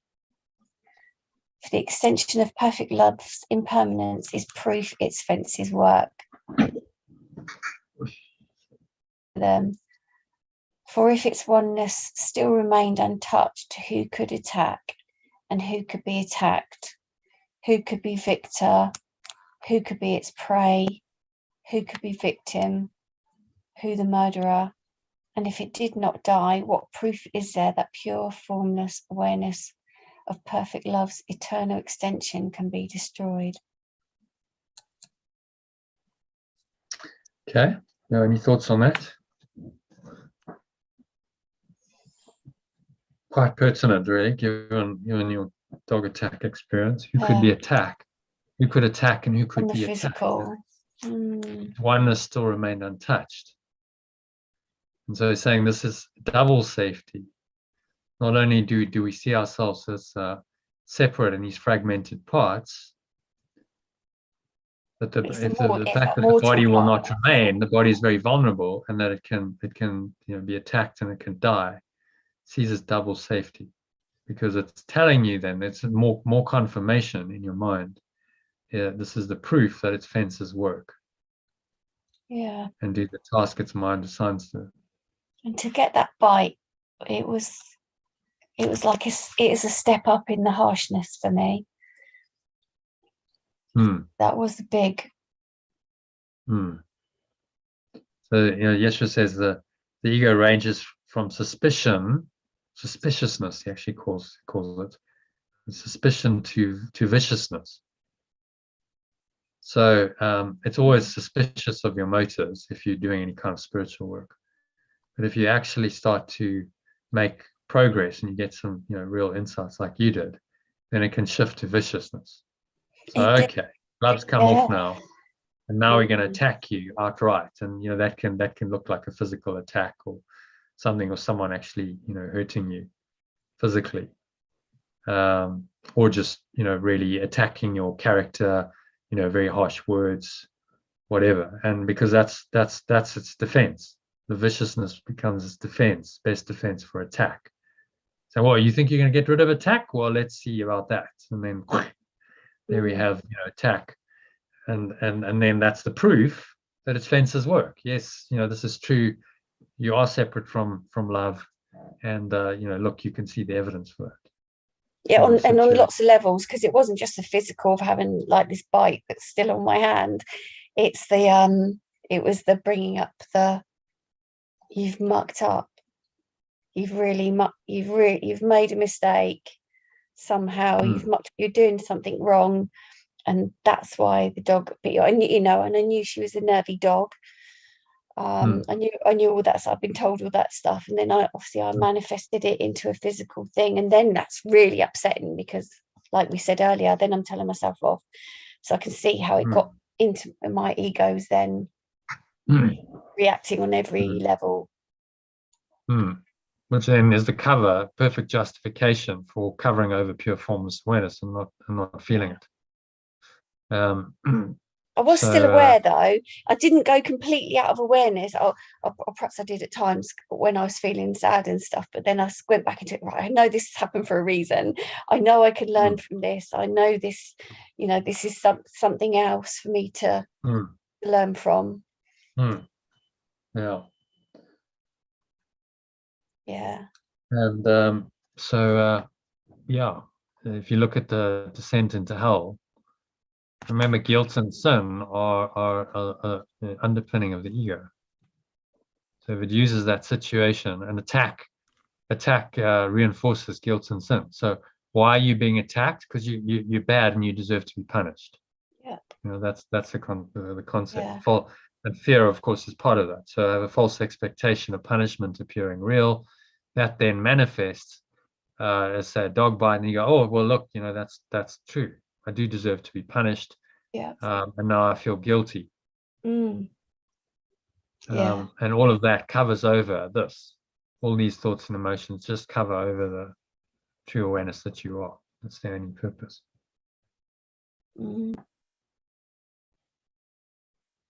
And this, Sally had a little shift yesterday, I think, around this, because she was struggling with it, and then she read this, and she just kind of unlocked it, and it revealed truth to her about.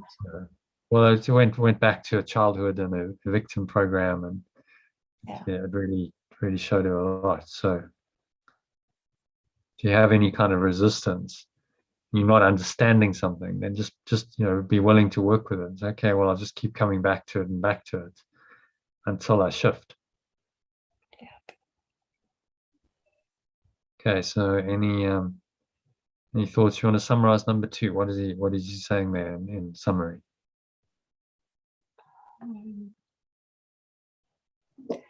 yeah, it's saying that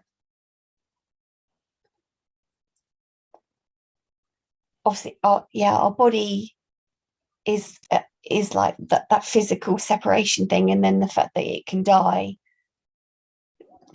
tell the ego is then it's got an even stronger evidence, because if we think we can die, then we think with the body, and it's like it's that vicious circle.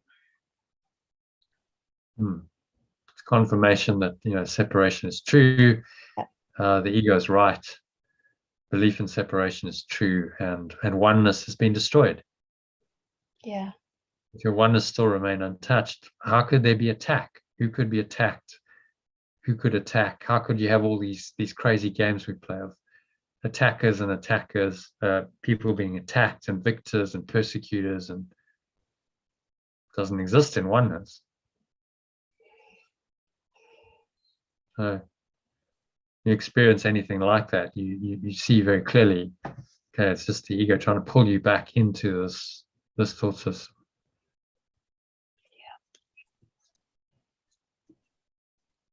Okay, happy with that? Number 3. Yeah. Body is a dream.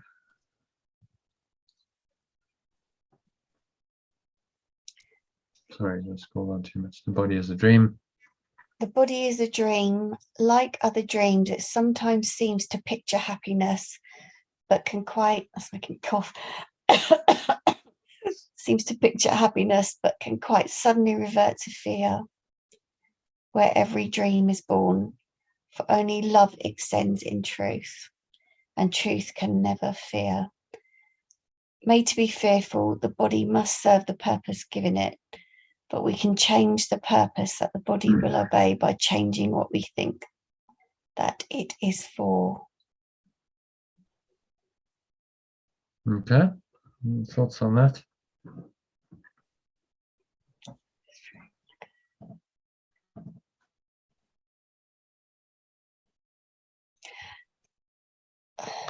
To me, it's saying, obviously, because it made me think, yes, sometimes I feel so happy. Even in the last couple of days, I felt like I was, really, really joyful. And then, so I know it's all ego, because if I was in feeling pure formless awareness, there wouldn't be the ups and downs. So I'm still in ego, because I'm still getting the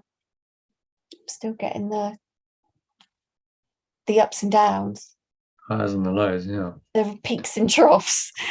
Yeah, the massive peaks. Roller coaster ride. Yeah, I am. Whereas, you know, pure formless awareness is a steady state. It doesn't change.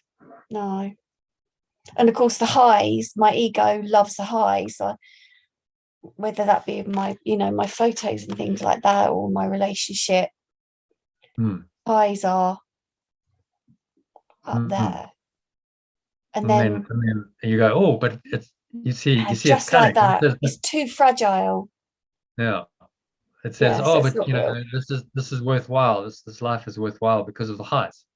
And, you know, you like this, keep in the game, but then it keeps taking you, you know, into the lows as well. Yeah. So the body this is saying, well, you got to let go of both. You know, this in pure formless awareness, it's a steady state. Nothing changes. There are no highs, there are no lows. It's just pure, permanent, uninterrupted peace, love, joy, bliss. You know, we try and use names to describe a sublime state, which don't really do it justice, but it's beyond any highs and lows. Sometimes when I feel not like a hyper high, but I feel what I think of as, say, joy. It's going to sound really weird to anyone listening to this, but I get like a tingling on my head, on this side. I feel it really clearly. It's like a real indicator to me. But now I don't really understand it, because before, when I felt it, I felt like, I think that means I'm aligned, but now I don't know. So kind of in your crown chakra, like up here. but kind of to one. It's not in the center. It's to one. It's to one. Always to one side. It's always to this side. And I get like a tingling. It's a really nice feeling. It's very comforting and. Yeah, well, that's probably the seventh chakra just opening up nicely. You're Okay. I'm feeling some energy there, Yeah. and that's happens to be where it is. You feel it more on the side because for whatever reason that's the way you experience it. I've probably got. I'm probably blocking half of it. No, maybe it's a bit maybe it's a bit blocked in the other side. I don't know. Yeah. But that's just a canary in the coal mine thing. Canary in the coal mine showing you, okay, yes, you're opening up. This is what it feels like. So that's good. That's a good sign. Yeah, because I've had periods where I've not felt it at all. So and then thought I've been feeling blocked off, and then when I start feeling it again, it's such a relief, which makes sense that way. Okay, yeah, sorry, it just came to mind from that. You change the purpose of the body. I mean, what's he saying here? You can summarize number 3 in a sentence with you. What's he saying in essence in number 3?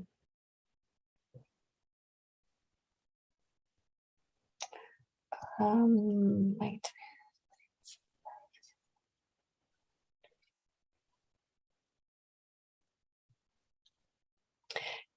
Does it mean like when we're feeling the negative, we don't need to feel those negative, scary, fearful things? We can be gauging it by no, I think like we can gauge it by like releasing those and turning it, but it's not saying that, is it? Body must serve the purpose given it. So if you want it to be the servant, because its purpose confirm is to separate the idea us. of separation, that you have a separate self, and that separate self is limited, and that separate self can be attacked and suffer and die. So and we need to realize we're not the body, we're not separate, we're all connected. Yeah, we can change the purpose that the body will obey, changing what we think that it is for. So all about, again, change of mind, change the purpose. The body is a vehicle. It can be very useful. It's a canary in the gold mine. It can show me when I'm in alignment. It can show me when I'm out of alignment. It can help me experience things in this world that I need to experience in order to awaken. It can help me walk this path of awakening and the hero's journey. It can do all those things with the overriding purpose of awakening from the dream. That's what it's for. So most people make their bodies important in and of themselves, but there's no real meaning or purpose to anything the body in and of itself does. So you think that's where EAM is really good, because you're using your body to test those things, quite often to test the physical things, as well as the emotional. So the tool for awareness. The Vipassana meditation, which I mentioned, you go in and it's body awareness, but the idea of that body awareness is it takes you into the emotional level, because all emotion has a body sensation attached to it. So the Buddha understood, and I really understood Buddhism, I think, for the first time. That was like, okay, I get it, because no one had taught me about Vipassana, because that was that was the technique he gave. Like Yeshua gives us forgiveness, Buddha said, do this is the technique that you're going to use. And it was designed to make the practitioner aware of their emotions and that whole emotional level which they'd repressed and denied through the body. Just by being aware of sensations, you then start to be able to observe emotion through the sensation of the body, you see, because any strong emotion has a sensation. And then to let it go by simply being aware of it and not reacting, that's the whole practice. You're then training the mind not to react, not to juice the emotion, just observe it and move on. And so there's a letting go in just pure awareness. You're not making it any worse. There's a natural kind of dissipation and a letting go that happens. From one of your sessions from, oh, sorry. Hmm? From one of your sessions from ages ago now, I remembered you saying about if you feel, say, for example, a pain, sit with that pain and don't attach to it. That's really helped me, because I've done that a few times, and as someone who gets migraines, I've been able to have a headache that hasn't then progressed into those next stages. So that's really helped me, just that bit of well, it's powerful, because you just see that it's just a sensation. Pain is when you interpret it as pain. Yeah. And attach a story to it as well. Yeah, it's a story, or this shouldn't be happening. Why is this happening to me? Oh, how can I get rid of it? And you resist it. But if you just observe the sensation, okay, it's a sensation going on in my head and whatever part of my body, and I just observe that and I sit with it. You're going into your higher awareness, aren't you? What's observing it? Yeah. Just pure formless awareness, and dissipating, because you're not energizing. You're not making it into a problem and more of a story. And so you start to let go then through the meditation of the emotions that are keeping you in bondage. Yeah. And so that's a different purpose. You see, if you're starting to use mindfulness is based on largely the Vipassana meditation technique. I did it. I was like, okay, I totally understand where they get mindfulness from. I mean, it's all the spiritual practice, but particularly, I think John Kabat-Zinn, he was a Buddhist, Zen Buddhist. So he looked at the Buddhism and he said, okay, so let's just tweak this, let's just change the language and we'll call it something else. So it'll be much more accessible for the Western mind. But it's effectively the breath awareness and the body awareness is Vipassana. So that's the foundation of the mindfulness movement. Just observe, and don't go into, don't interpret it, don't create a story. And it's much research has been done. It's a very healing approach. So now you're using your body, using body awareness, but the purpose has changed. Purpose of the body is changed from being there to confirm your ego's false self-concept and the whole story, to actually freeing your mind. Yeah, and being a tool for learning. And that's what he's saying in paragraph 3. Okay, happy to move on to number 4. Yeah. Which one? The first one or the alternative? Both. Yeah, just read the alternative. The body is the means by which pure formless awareness of perfect love's extension returns to sanity.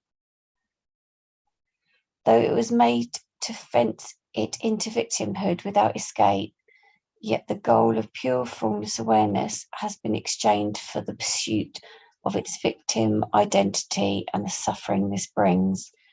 The extension of perfect love extends its hand to reach other minds that are its companions and to help them walk along the road with it. Now the body is innocent. Now it serves to heal the mind that it was made to kill.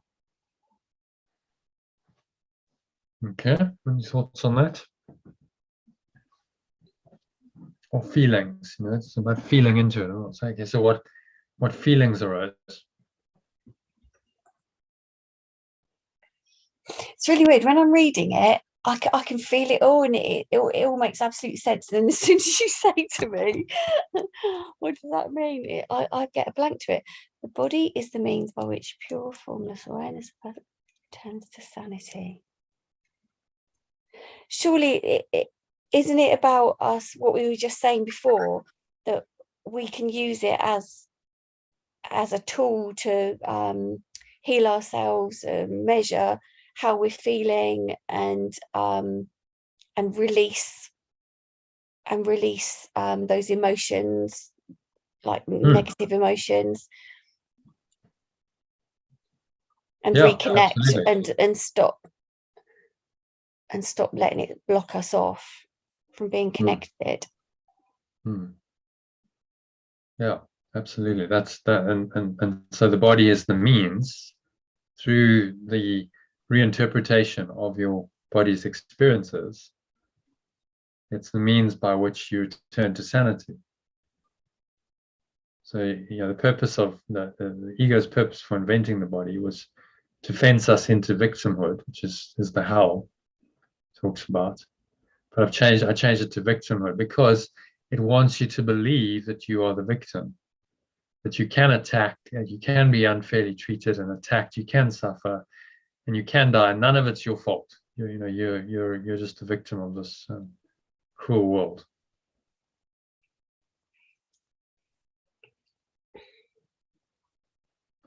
None of it's real. Has been exchanged for the pursuit of its victim identity and the suffering this brings. So when you say that like that, it's like, well, that's insane. Why would you pursue an identity that makes you suffer? That's hell. Yeah, it is. That identity. And so don't use the body or anything else for that purpose, because it's a really insane, dysfunctional purpose.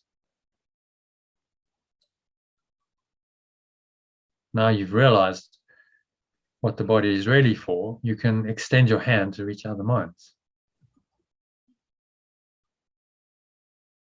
And the lovely image, to help them walk along the road with it.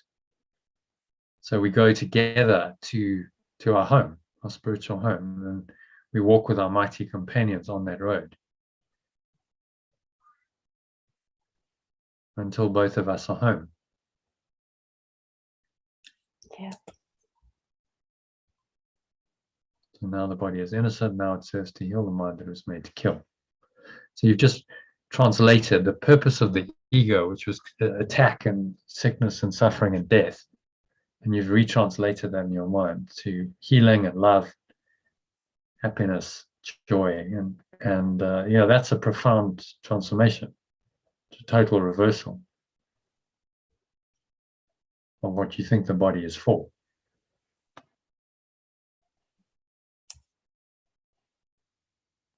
Okay, does it make sense? Anything else you want to add there? No. Can you summarize number 4? What's he saying there?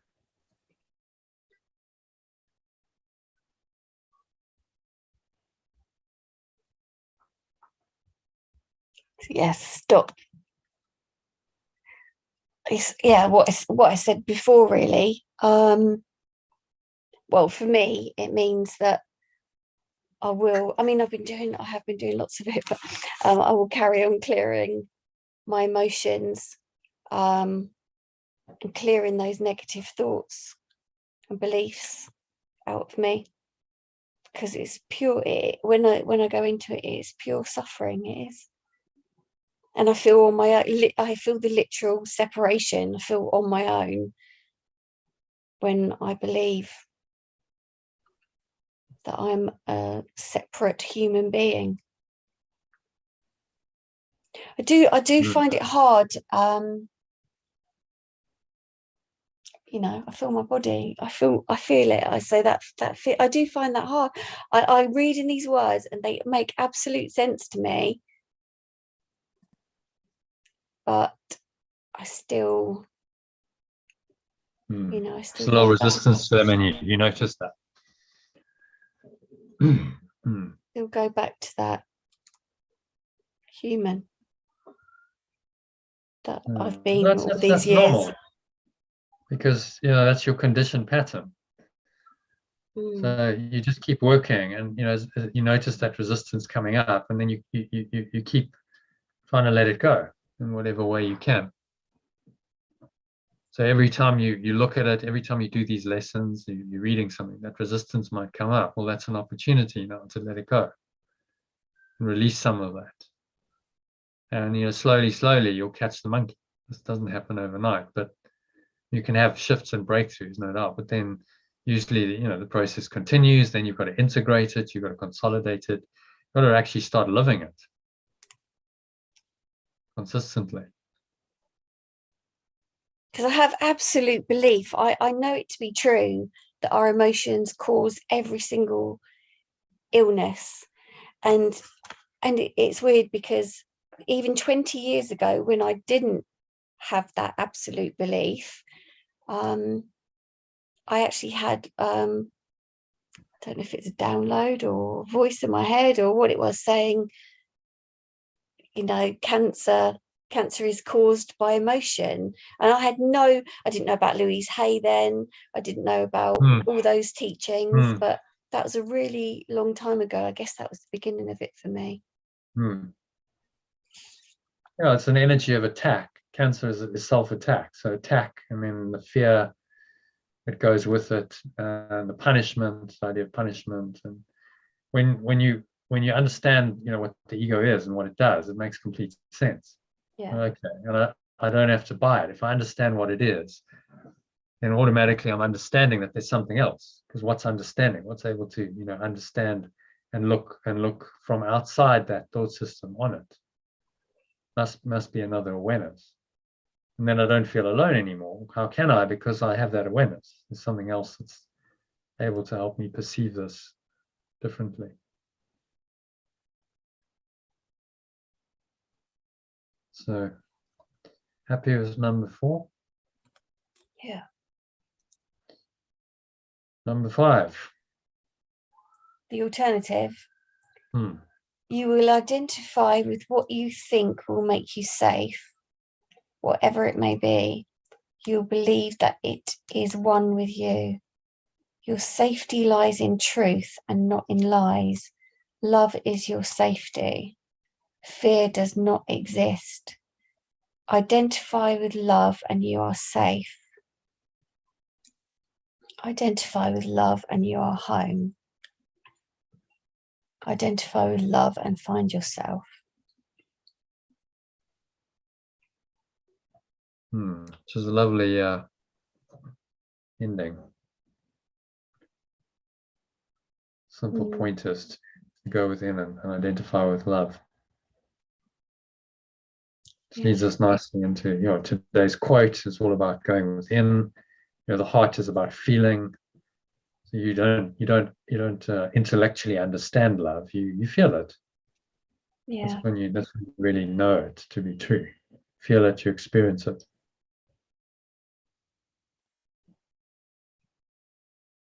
Okay, so any thoughts on number 5?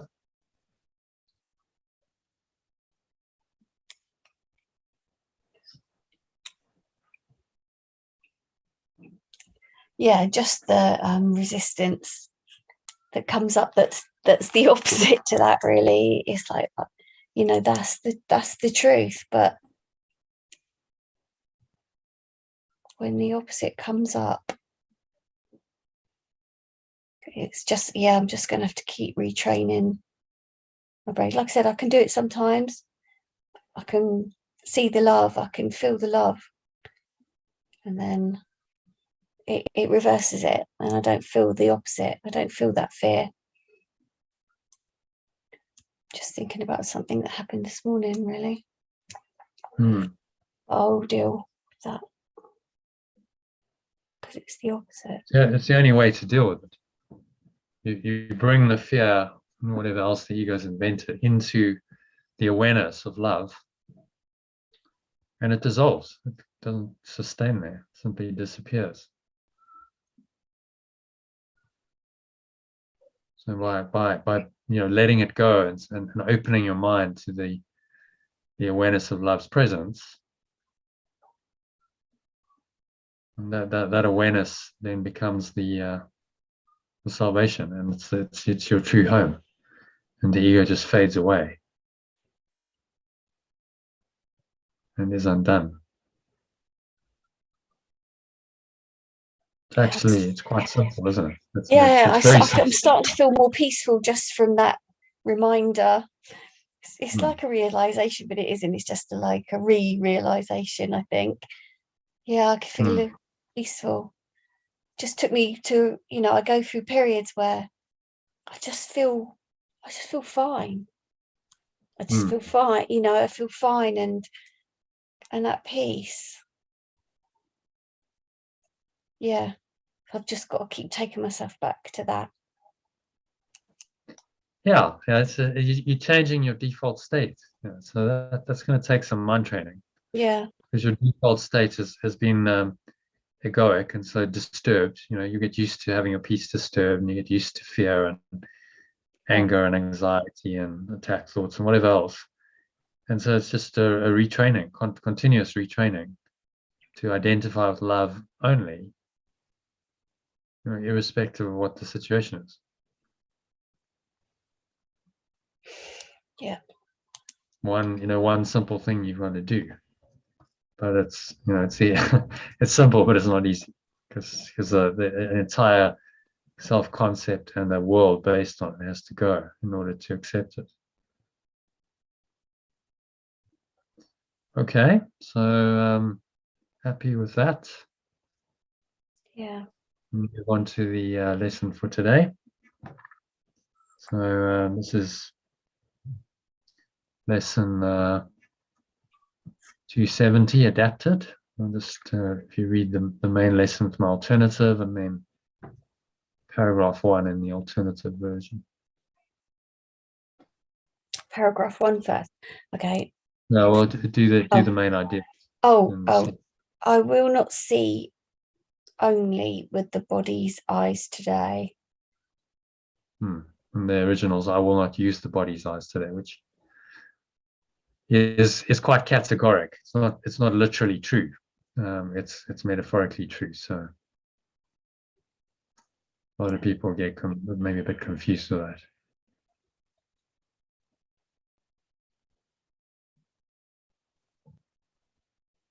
Okay, so let's read the alternative. My source, my true self's vision is your gift to me, and it has power to translate all that the body's eyes behold into the sight of a released world. How glorious and gracious is this world, yet how much more will I perceive it? Yet how much more will I perceive in it than sight can give? The word release signifies that I, your extension, acknowledge my source. Let my dreams be brought to truth and wait expectantly the one remaining moment more of time that ends forever as your memory returns to my mind. And now my will is one with yours. My function now is only your own, and every thought except your own is gone. So see only love. Mm.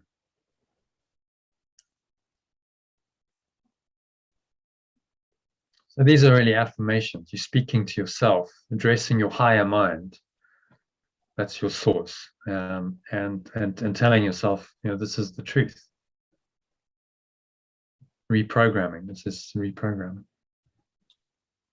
Because I have times where it all feels glorious. Mm. And then, the opposite. Yeah. So it's just being more consistent. Yeah. Creating more of it. Truth. There's no opposite to truth. If there's an opposite, it's an illusion, and you keep working and letting it go until that this becomes the default way you live. Well, the art of letting go is how I live my life. I just let go, and I let whatever needs to be let go of. I let it go quickly, easily, and then I can't fail to be happy, because what remains when I've let go of everything else, it's negative, is happiness. My fundamental state is a happy state. I've just blocked my own awareness of that.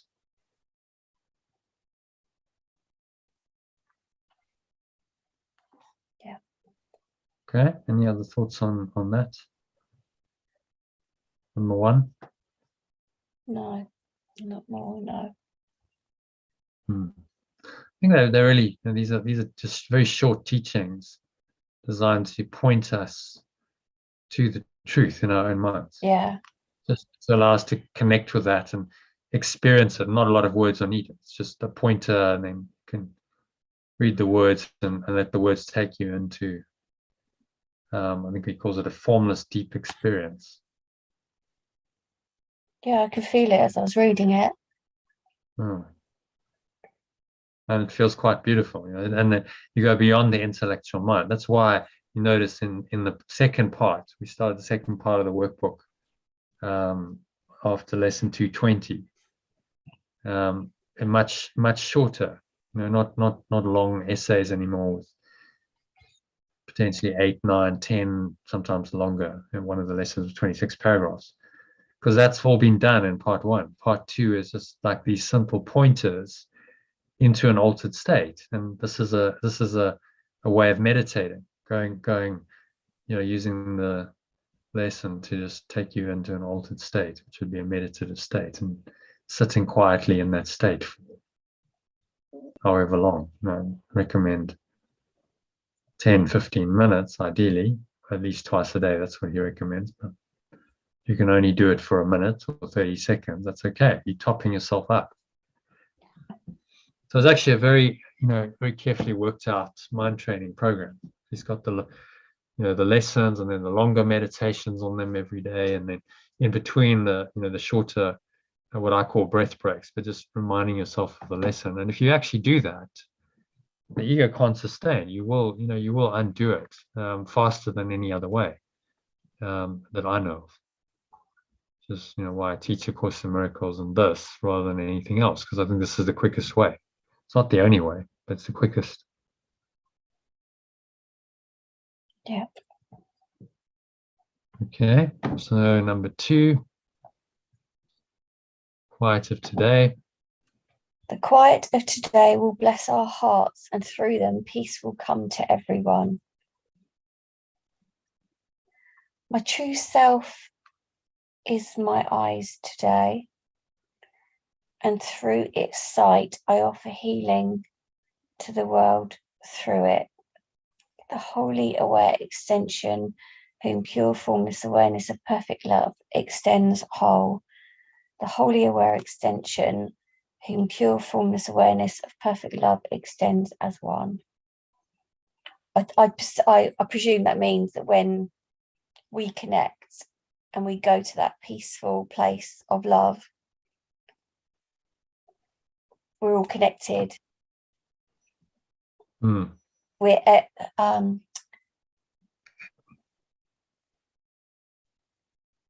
can't think of the words. As soon as I get into my head, it so gets in the way. So just drop. When that happens, take a breath. You just feel like you're breathing. Imagine you're breathing into your heart. It's like it drops the energy down into your heart center. And then don't think, just feel that for a few moments. And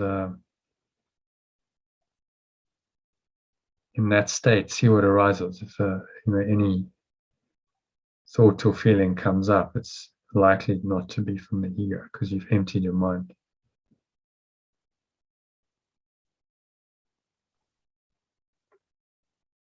And you're just kind of feeling into it.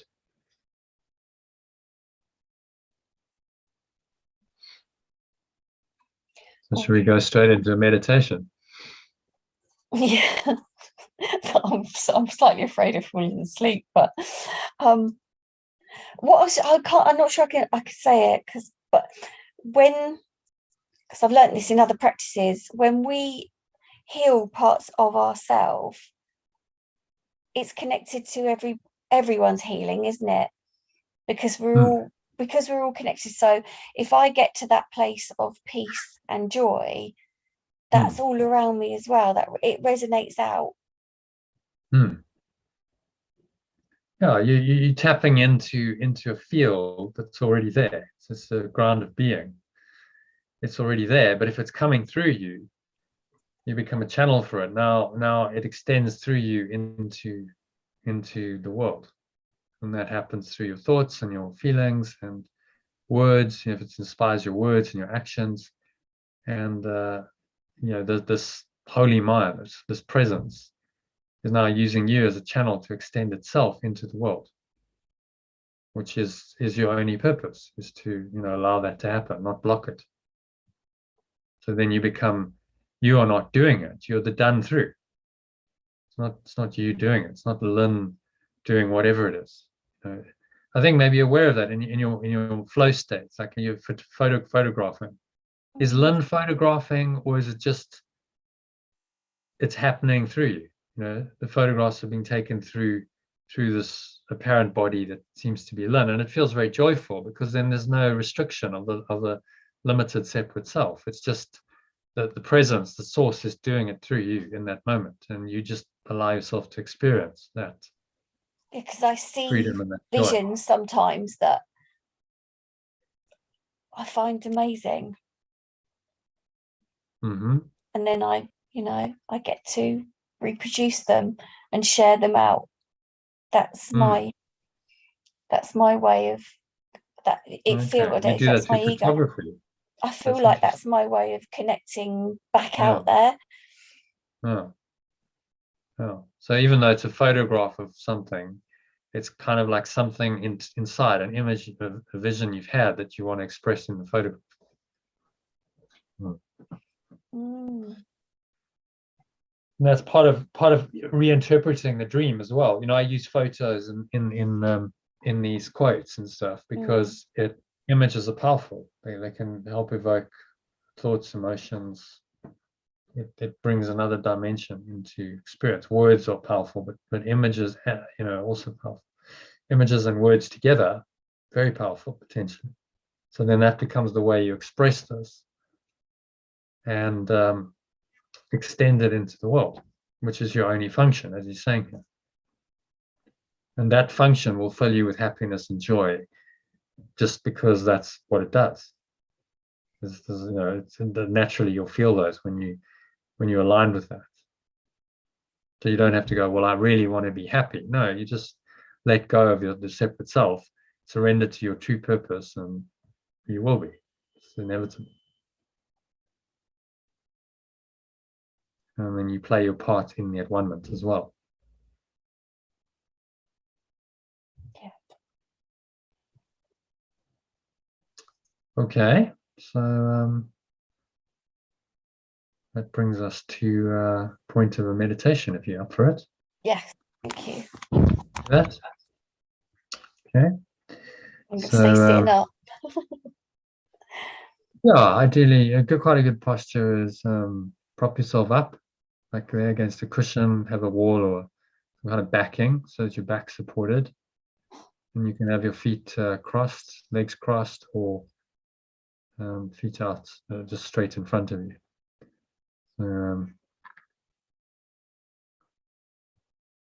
So just getting into whatever meditation posture is comfortable. Keep your back straight, legs crossed if you're sitting down, or legs out in front of you. Sitting on a chair, feet shoulder width apart, don't cross your legs. And just close your eyes and start off with a nice deep breath in through the nose. So you're breathing in. The stomach, notice how the stomach rises and the chest rises.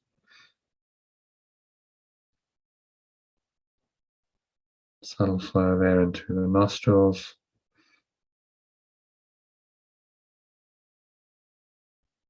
Like the energy is drawing up the spine, clench your sphincter muscle.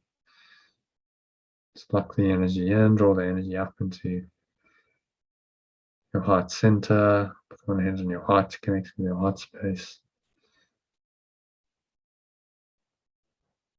Draw it up into the crown of your head. Pausing at the top of the inhale. Another deep breath in. Put one hand on your heart just to connect with your heart space. Drop your attention into your heart.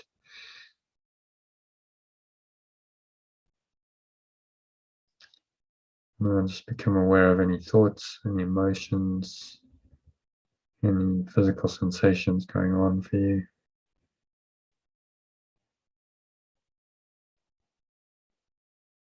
Anything that feels negative, contracted, limiting in any way, shape, or form.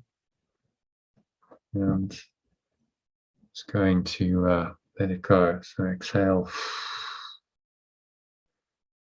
Just blow it all out. Let it go with the breeze of your breath.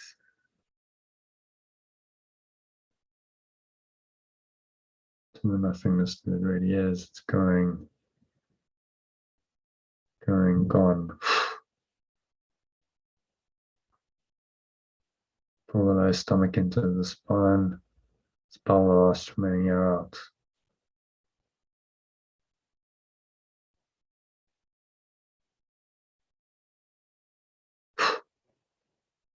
And just rest here in the empty stillness. Bottom of the exhale, there's this emptiness. Comes when you empty your mind. And you just experience this emptiness, stillness.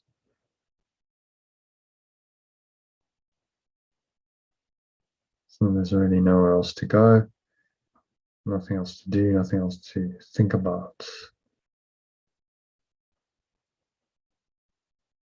Just breathe, nice deep, slow breaths in through your nose and out through your nose. Particularly focus on the sensations in your nostrils.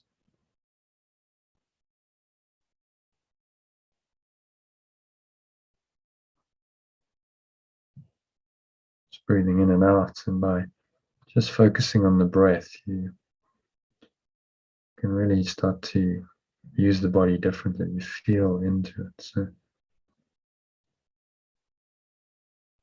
just watch your breath for a few breaths, observing sensations in your nostrils. So the sensation as you exhale.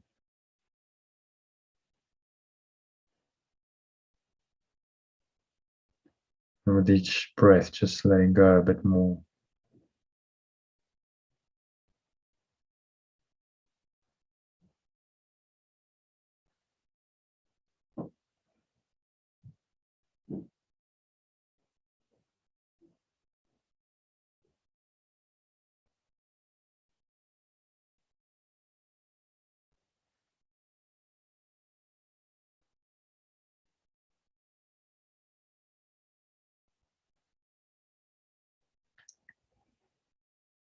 So as you keep watching your breath, you to just, on your awareness from the crown of your head, just scan your body, notice subtle sensations going on in your head, back of your head,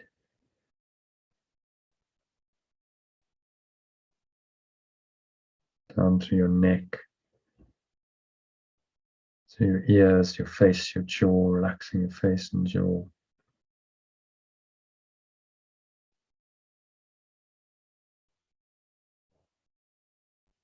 Let this lovely lump, heavy, warm, relaxed feeling just kind of flow down to your neck and your shoulders.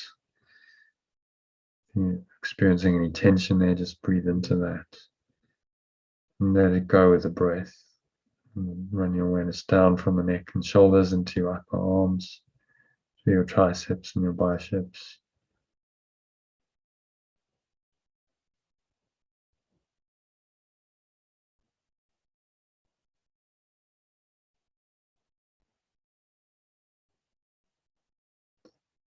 All the way down to fingers, so feel your arms hang limply and heavily off your body, and the weight of them pressing down into your lap. Just keep watching your breath as well. The breath just breathe for you.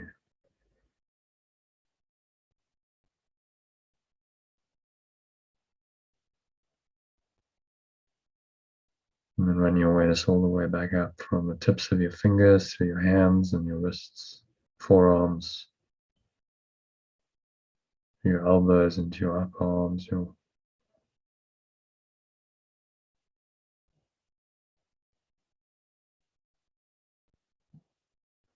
Run them all the way back up into your neck and shoulders. Keep the breathing flowing as you do this.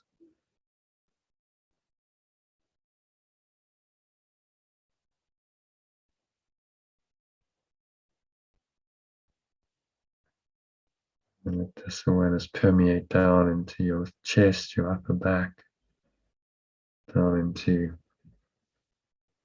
stomach, lower back,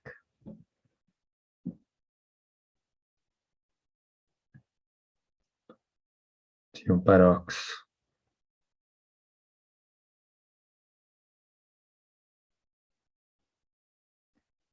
thighs, groin, observing any sensations in any of these parts without attachment, just able to observe it, and whatever you experience is an experience in your awareness, and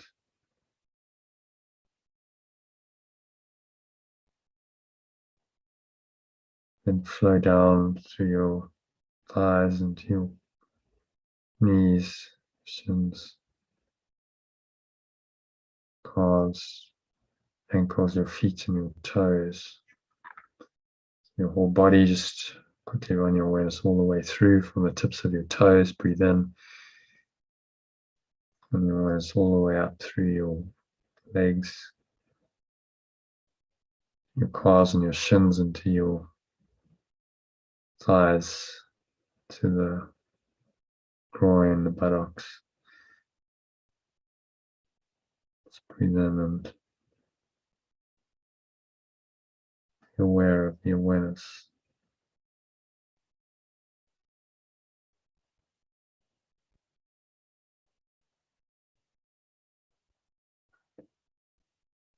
And then draw it up into stomach. And you feel some lump, heavy, soft, warm energy in your stomach, your heart center. And just breathe in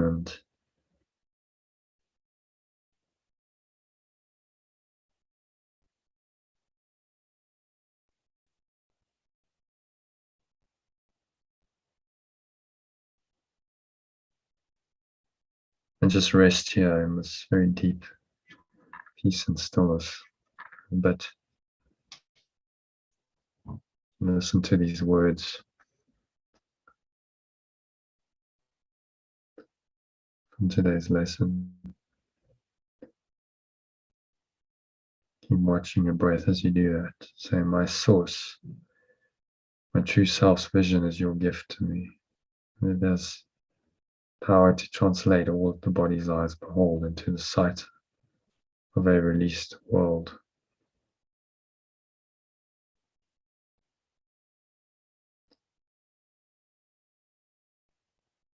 How glorious and gracious is this world. Breathe it in. So it's in every pore, every cell, every muscle of your body.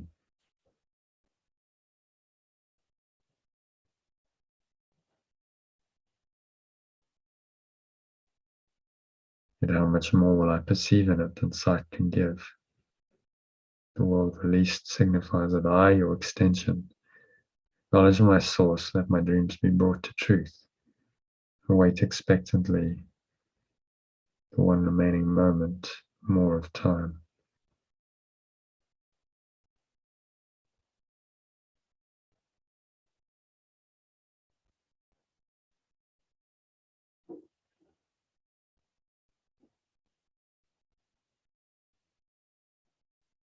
So right now, Yeshua's saying, in this holy instant, memory of love can return. Your memory returns to my mind.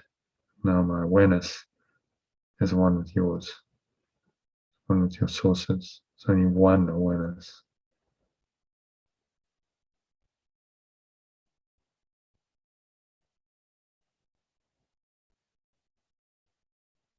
Function now is only your own, and every thought except your own is gone. If there's any other thoughts, emotions, sensations coming up, breathe into them. Observe the clouding, just clouds in your awareness, clouding your true awareness. breathe the light into them.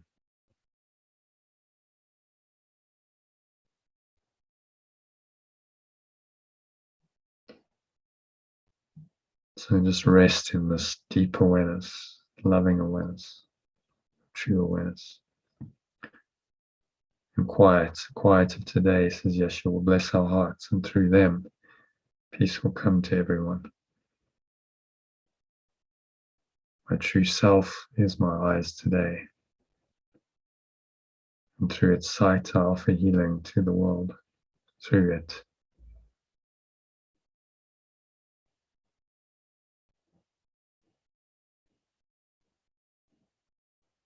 a holy aware extension in pure formless awareness of perfect love extends whole. A holy aware extension in pure formless awareness of perfect love extends as one. So as you breathe and you just keep your attention in your heart, just feel this awareness. Your source, it's everyone's source, unites us, united in this source of presence. And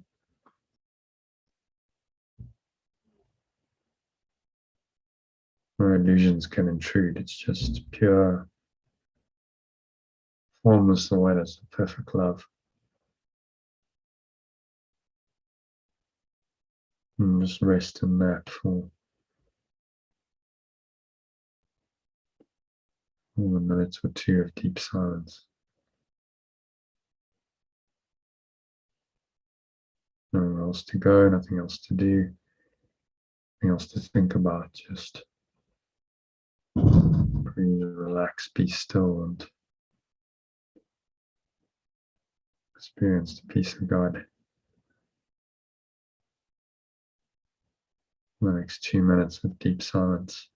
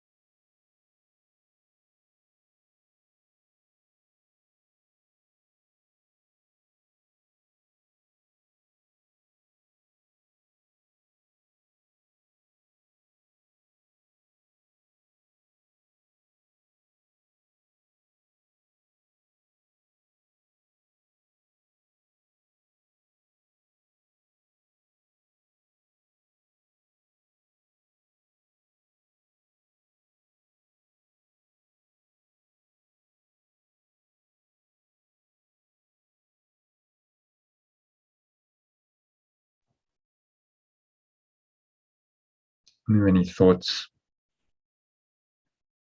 emotions, sensations come up, seemingly cause any problems, just be aware of them, breathe into them, and let them go. Blow them away with the breeze of your breath to the nothingness they really are.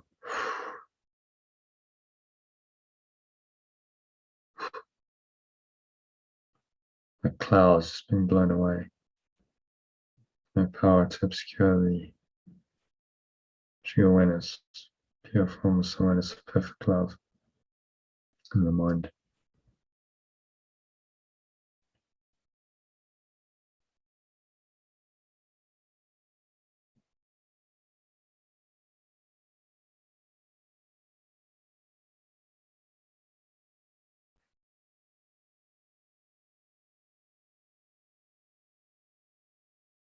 Surrender into this awareness only.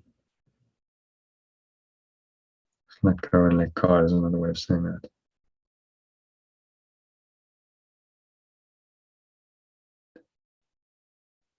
Observe your breath, be quiet and still, and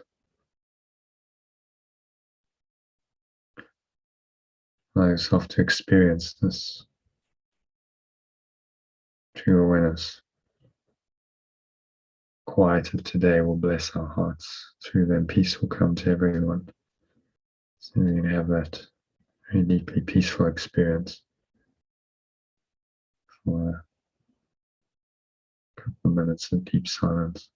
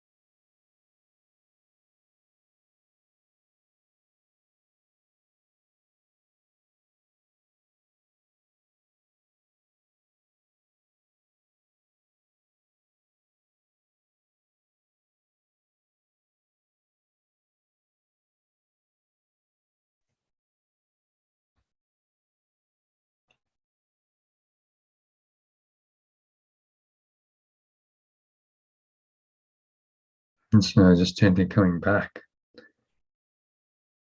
to an awareness of the body and the breath, senses, the world. And on the count of three, you're going to open your eyes. So 1, just breathing in, noticing how the stomach rises and the chest rises. Subtle flow of air in through the nostrils.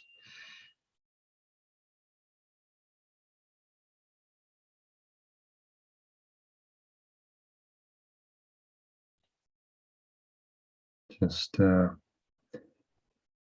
notice any thoughts, any emotions, any sensations going on, particularly anything that feels negative or limiting, contracted, constricting in any way. Breathe that in. Breathe in this deep power of love that lets it go. Feel that presence and then release it with your breath. Notice how the air flows out, the mouth, the chest, and the stomach suck back in. Feel the energy subsiding from the crown of your head down the front channel of your body, coming to rest in your lower stomach and your groin. Count to 2, notice the weight of your body pressing down into the chair, your feet touching the ground. Notice what you're feeling, your hands and touching. Maybe there's a subtle smell in your nose, taste in your mouth. And notice what you're hearing in the surrounding environment. Just noticing all these things from this very still, calm, and surrendered state.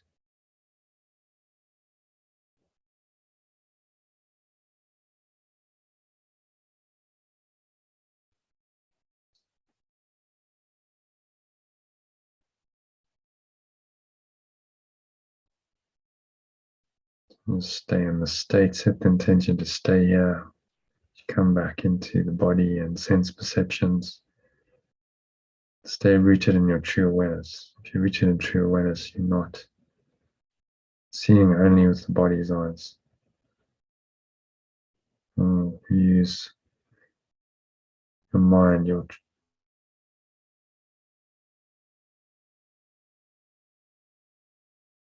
true awareness, pure formless awareness to reinterpret every experience to be the underlying peace. Peace that surpasses all understanding, it's called in the Bible. It allows you not to be moved and affected by the shifting, changing appearances of an illusory world. Stay rooted in this true awareness. So it is said, and so it is done. And now on the count of 3, you open your eyes. Just take a minute to look around, observing things around you. Pick any object, look at it from this state of awareness. You're not naming it or judging it or labeling it, interpreting it in any way, then you notice it has no real power to take you out of this awareness. Your awareness remains the same, irrespective of what you look at. Look at something else, notice that that awareness is still there. And another object, same awareness. So you're training your mind to know the truth that your awareness doesn't really change. It's permanent, it's eternal. It's not changed by the fluctuating, changing sense perceptions at all. And so you can stay rooted in that awareness. Flow state is really staying rooted in a deeper awareness, even while your senses are active and you getting input and data from them. You remain in this really state of pure formless awareness, not interpreting very much, not thinking very much, just feeling this awareness. So to keep you connected to this higher state, you can practice today's lesson. Esha recommends doing it one more time in a longer practice period this evening. Use one of the longer meditations. I've sent you to do that, where you can listen to the breath break recording I send you frequently, ideally every hour, or follow the instructions I gave you in the text message or email today to do it in under a minute, and that'll just top you up, just reconnect you with this awareness, this deep peace that hopefully you experienced over the last 26 minutes or so. So that brings us to the end of the meditation. So then if you'd like to do a bit of reading of the clarification of terms, that's also something we can do, or we can end it here. Yeah, can we end it here, please? Because I really need to go to the loo. Yeah. Okay. Thank you. So yeah, thanks for that, and thank you for today. Yeah, we appreciate it. So if you'd like to do more sessions, Yep. you know, just it's fine, just show up and join, and then add another £12.50. So it's £25 for the Yeah. month, and you can do 3 sessions. Did you do a I haven't checked my account. Did you do it last month? No, I Next haven't week? done. I haven't paid. I have paid, but I haven't done. I haven't doubled up. So I'm You still on haven't the. upgraded. No, that's No, fine. I'm still on the one a week Yeah, at the moment. But yeah. I do want to So, do more. So it's mm, yeah, I will. yeah. So just you know, start showing up first, and then we'll Yeah, sort it out. yeah, yeah. Yeah. Thanks very much. All right. See you Thanks, again Jono. Bye bye. tomorrow. Yeah, join us tomorrow if you can. I'll try. Okay. Thanks. Okay. Bye Namaste. bye. Namaste. Bye.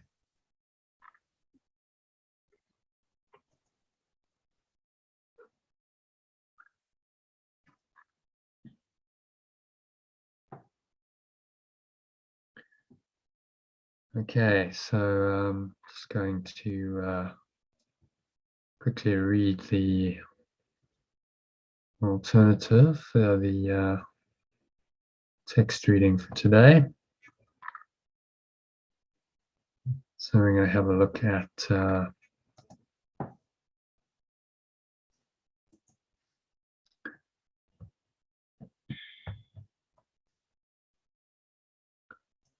so the clarification of terms, section 4, clarification of terms on true perception and knowledge. So the world you see, lots of the world you see is an illusion of a world. God, being the ultimate source, pure formless awareness and perfect love, did not create it,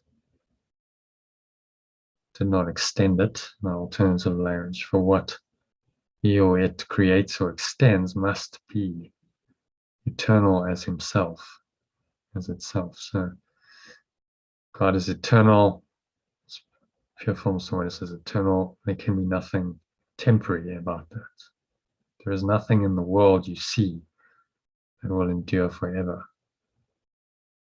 So some things will last in time a little while longer than others, but the time will come when all things visible will have an end. So everything ends. In the Buddhist teaching, they call it anicca. It means everything is impermanent. And so we can observe that every form is impermanent, even things that might last for a seemingly long time. We've got, trees that have lived a couple of thousand years. We've got buildings that have lasted several thousand years, like the pyramids. But in the end, they'll all come to an end. So the body's eyes are therefore not the means by which the real world can be seen. The illusions that they look upon must lead to more illusions of reality. And so again, referring to the body's eyes, very pertinent to today's lesson. The real world is the world reinterpreted by the Holy Spirit. The illusions the body's eyes look upon must lead to more illusions of reality. And so they do. So we look upon illusions, and that leads to more illusions, which are false ideas, false beliefs in our minds. Everything they see not only will not last, but lends itself to thoughts of sin and guilt. So it's not only impermanent, but it lends itself to thoughts of sin and guilt. In fact, the projection of the ego, which is based on the idea of sin and guilt, must then lead to more sin and guilt. And so we see with the body's eyes and our sin and our guilt, sense of having done something terribly wrong, or someone else having done something terribly wrong, and the guilt for that then grows. While everything that God created, or pure formless of perfect love, extends is forever without sin, and therefore is forever without guilt. So there's nothing that ever went wrong in God's creation. There is no sin, there is no guilt, nothing to be guilty for, because there's no mistake, there's no error. Sin is just the idea of error made real, permanent, and punishable. So error, real, permanent, and punishable is sin, and therefore it justifies guilt. sin is real, then guilt must also be real, because now you've actually done something that deserves to be punished, and guilt is the desire really for punishment. So Yeshua's just saying all of this is insane. This doesn't really exist. There is no sin and guilt. And any thoughts of sin and guilt are illusory, as are the appearances that seem to justify them. So knowledge, as opposed to perception, is not the remedy for false perception, since being another level, they can never meet. And so knowledge sits above the dream. Show you this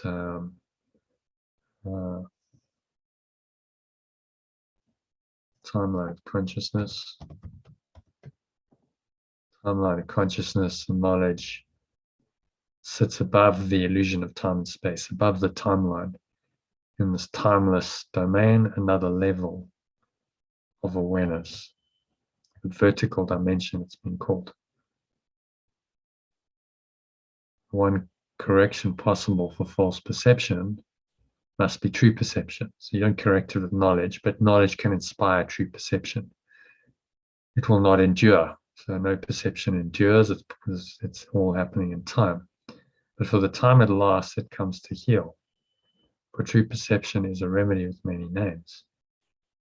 Forgiveness, salvation, call forgiveness letting go. So forgiveness or letting go, salvation, awakening, at one-ment, atonement, at one-ment, true perception, all are one.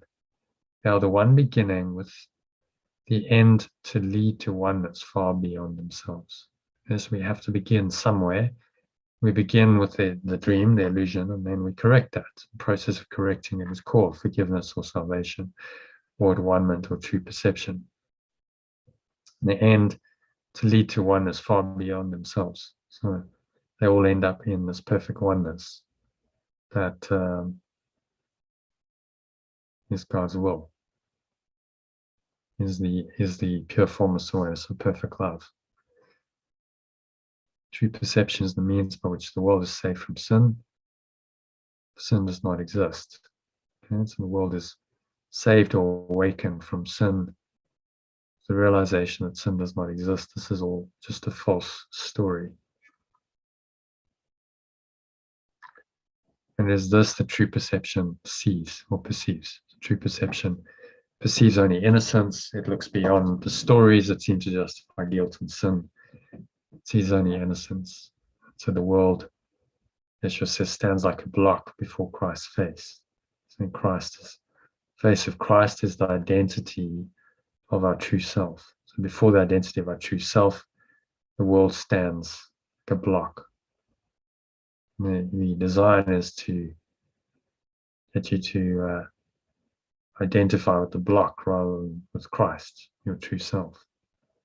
A true perception looks on it as nothing more than just a fragile veil, so easily dispelled that it can last no longer than an instant or a moment. So the world is just a fragile veil, an illusion covering truth.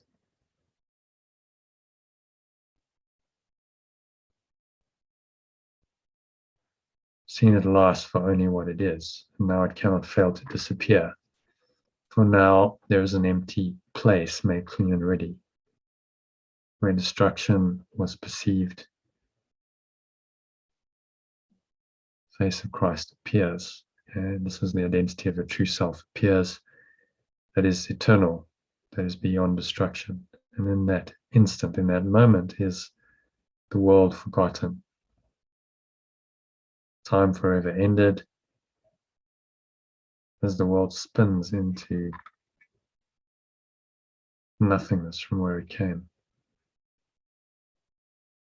So there's Christ, the true self, undoes all false self-concepts, helps us to transcend the world entirely. So show the Holy Trinity. Christ is the true self, Christ's own extension, Buddha, so there's the Buddha nature, the Atman, which we identify with. as the highest self-concept here, and that brings more of the experience of pure formless awareness, perfect love into our mind. So that is the communication then between the sun, the self, and the extension. That all happens in our mind to take our mind back to this state and this state alone, which is the only state in which we'll be happy.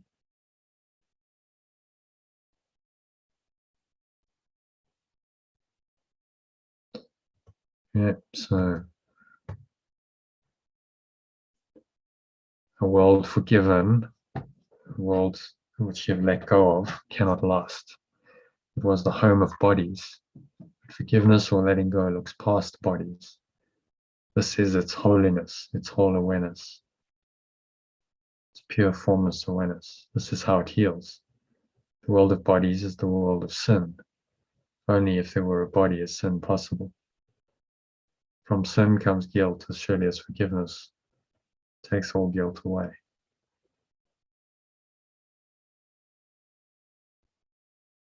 Once all guilt is gone, what more remains to keep a separated world in place? So guilt is the underpinning of the ego's thought system, as we see here, underpins the idea that you really have done this terrible thing of separating from God or love. You have actually destroyed it, and in place established this really, false, evil self. And now you must, just because you're sinful, you're guilty for that crime, and you must be punished. So there's a false expectation of punishment appearing real. So guilt and sin go together, very much so. And this undoes it. When you forgive or you let go of your mind's belief in the story. From sin comes guilt as surely as forgiveness takes all guilt away. Once all guilt is gone, what more remains to keep a separated world in place? The place has gone as well along with time. Only the body makes the world seem real. For being separate, it could not remain where separation is impossible. Forgiveness proves it is impossible because it sees it not, does not see it. So letting go simply overlooks or lets go of the misperceptions of the world.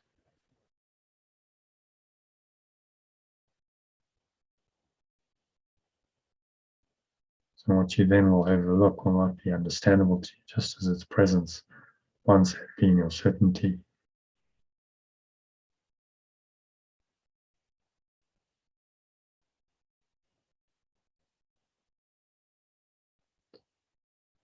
This is the shift that true perception brings. What was projected out is seen within, and there forgiveness lets it disappear. So project out onto another, and we fear things in the world, we hate things in the world. It's really the projection of our own self-concept.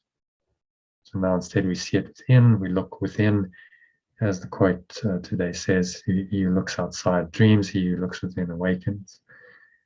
And their forgiveness or letting go lets it disappear. So as we bring it into awareness, we can choose to let it go. There the altar to the sun is set.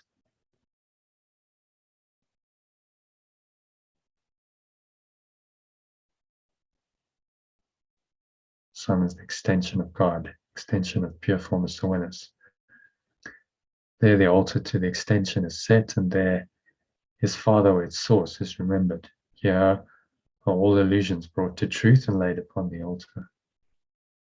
What is seen outside must lie beyond forgiveness, beyond letting go of what seems to be forever sinful.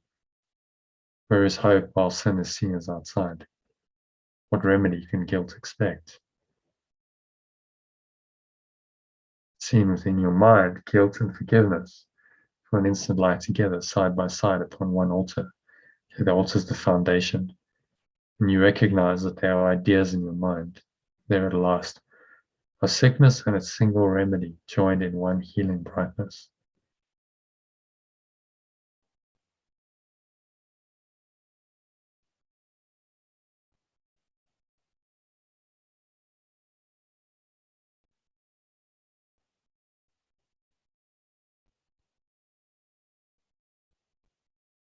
God has come, pure formless awareness of perfect love, has come to claim his own or its own. Forgiveness or letting go is complete.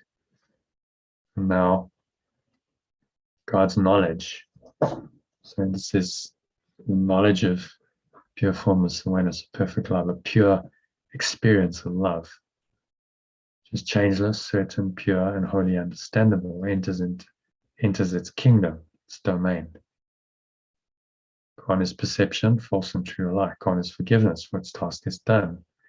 Gone are bodies in the blazing light, upon the altar to the Son of God.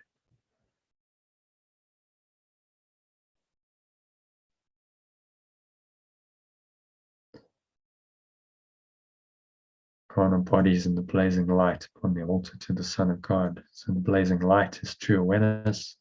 The altar is the foundation of the mind, foundation to the extension of perfect love. It's our true mind. Come into our true awareness, and our bodies simply disappear. And sometimes we can have these light experiences where go into the light and the body just does disappear in our perception. It's possible.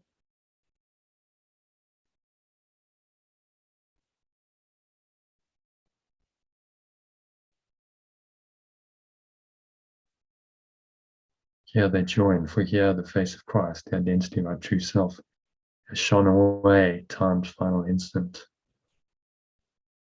time's final moment, and now it's the last perception of the world without a purpose and without a cause. So there's no purpose anymore. Forgiveness undoes the purpose and the cause of the world.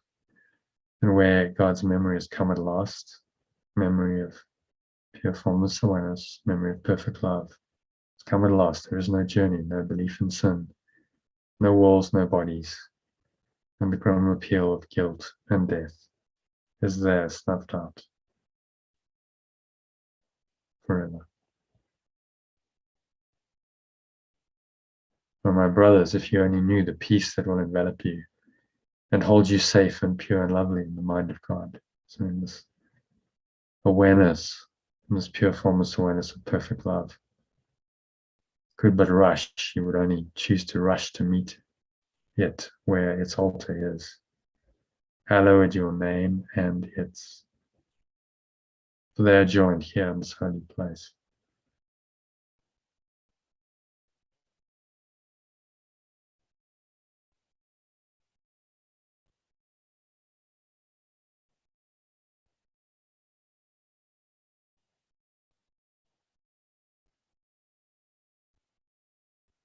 So you could but rush to meet him where his altar is, his foundation is, in your mind. Hallowed your name and his. So your true identity is your name and it's the awareness of this true presence. For they are joined here in this holy place. Here he who it leans down to lift you up to him who it, out of illusions into holiness, into pure formless awareness, out of the world into eternity, out of all fear and given back to love.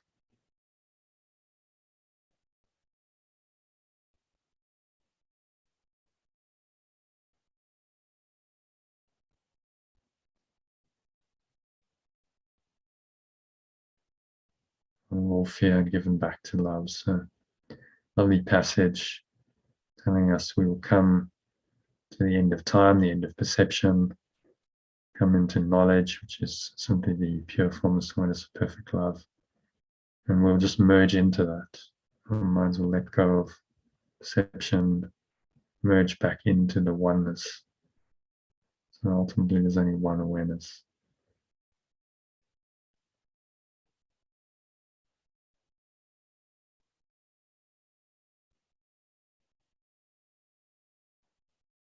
And that brings us to the end. Just a little moment of quiet.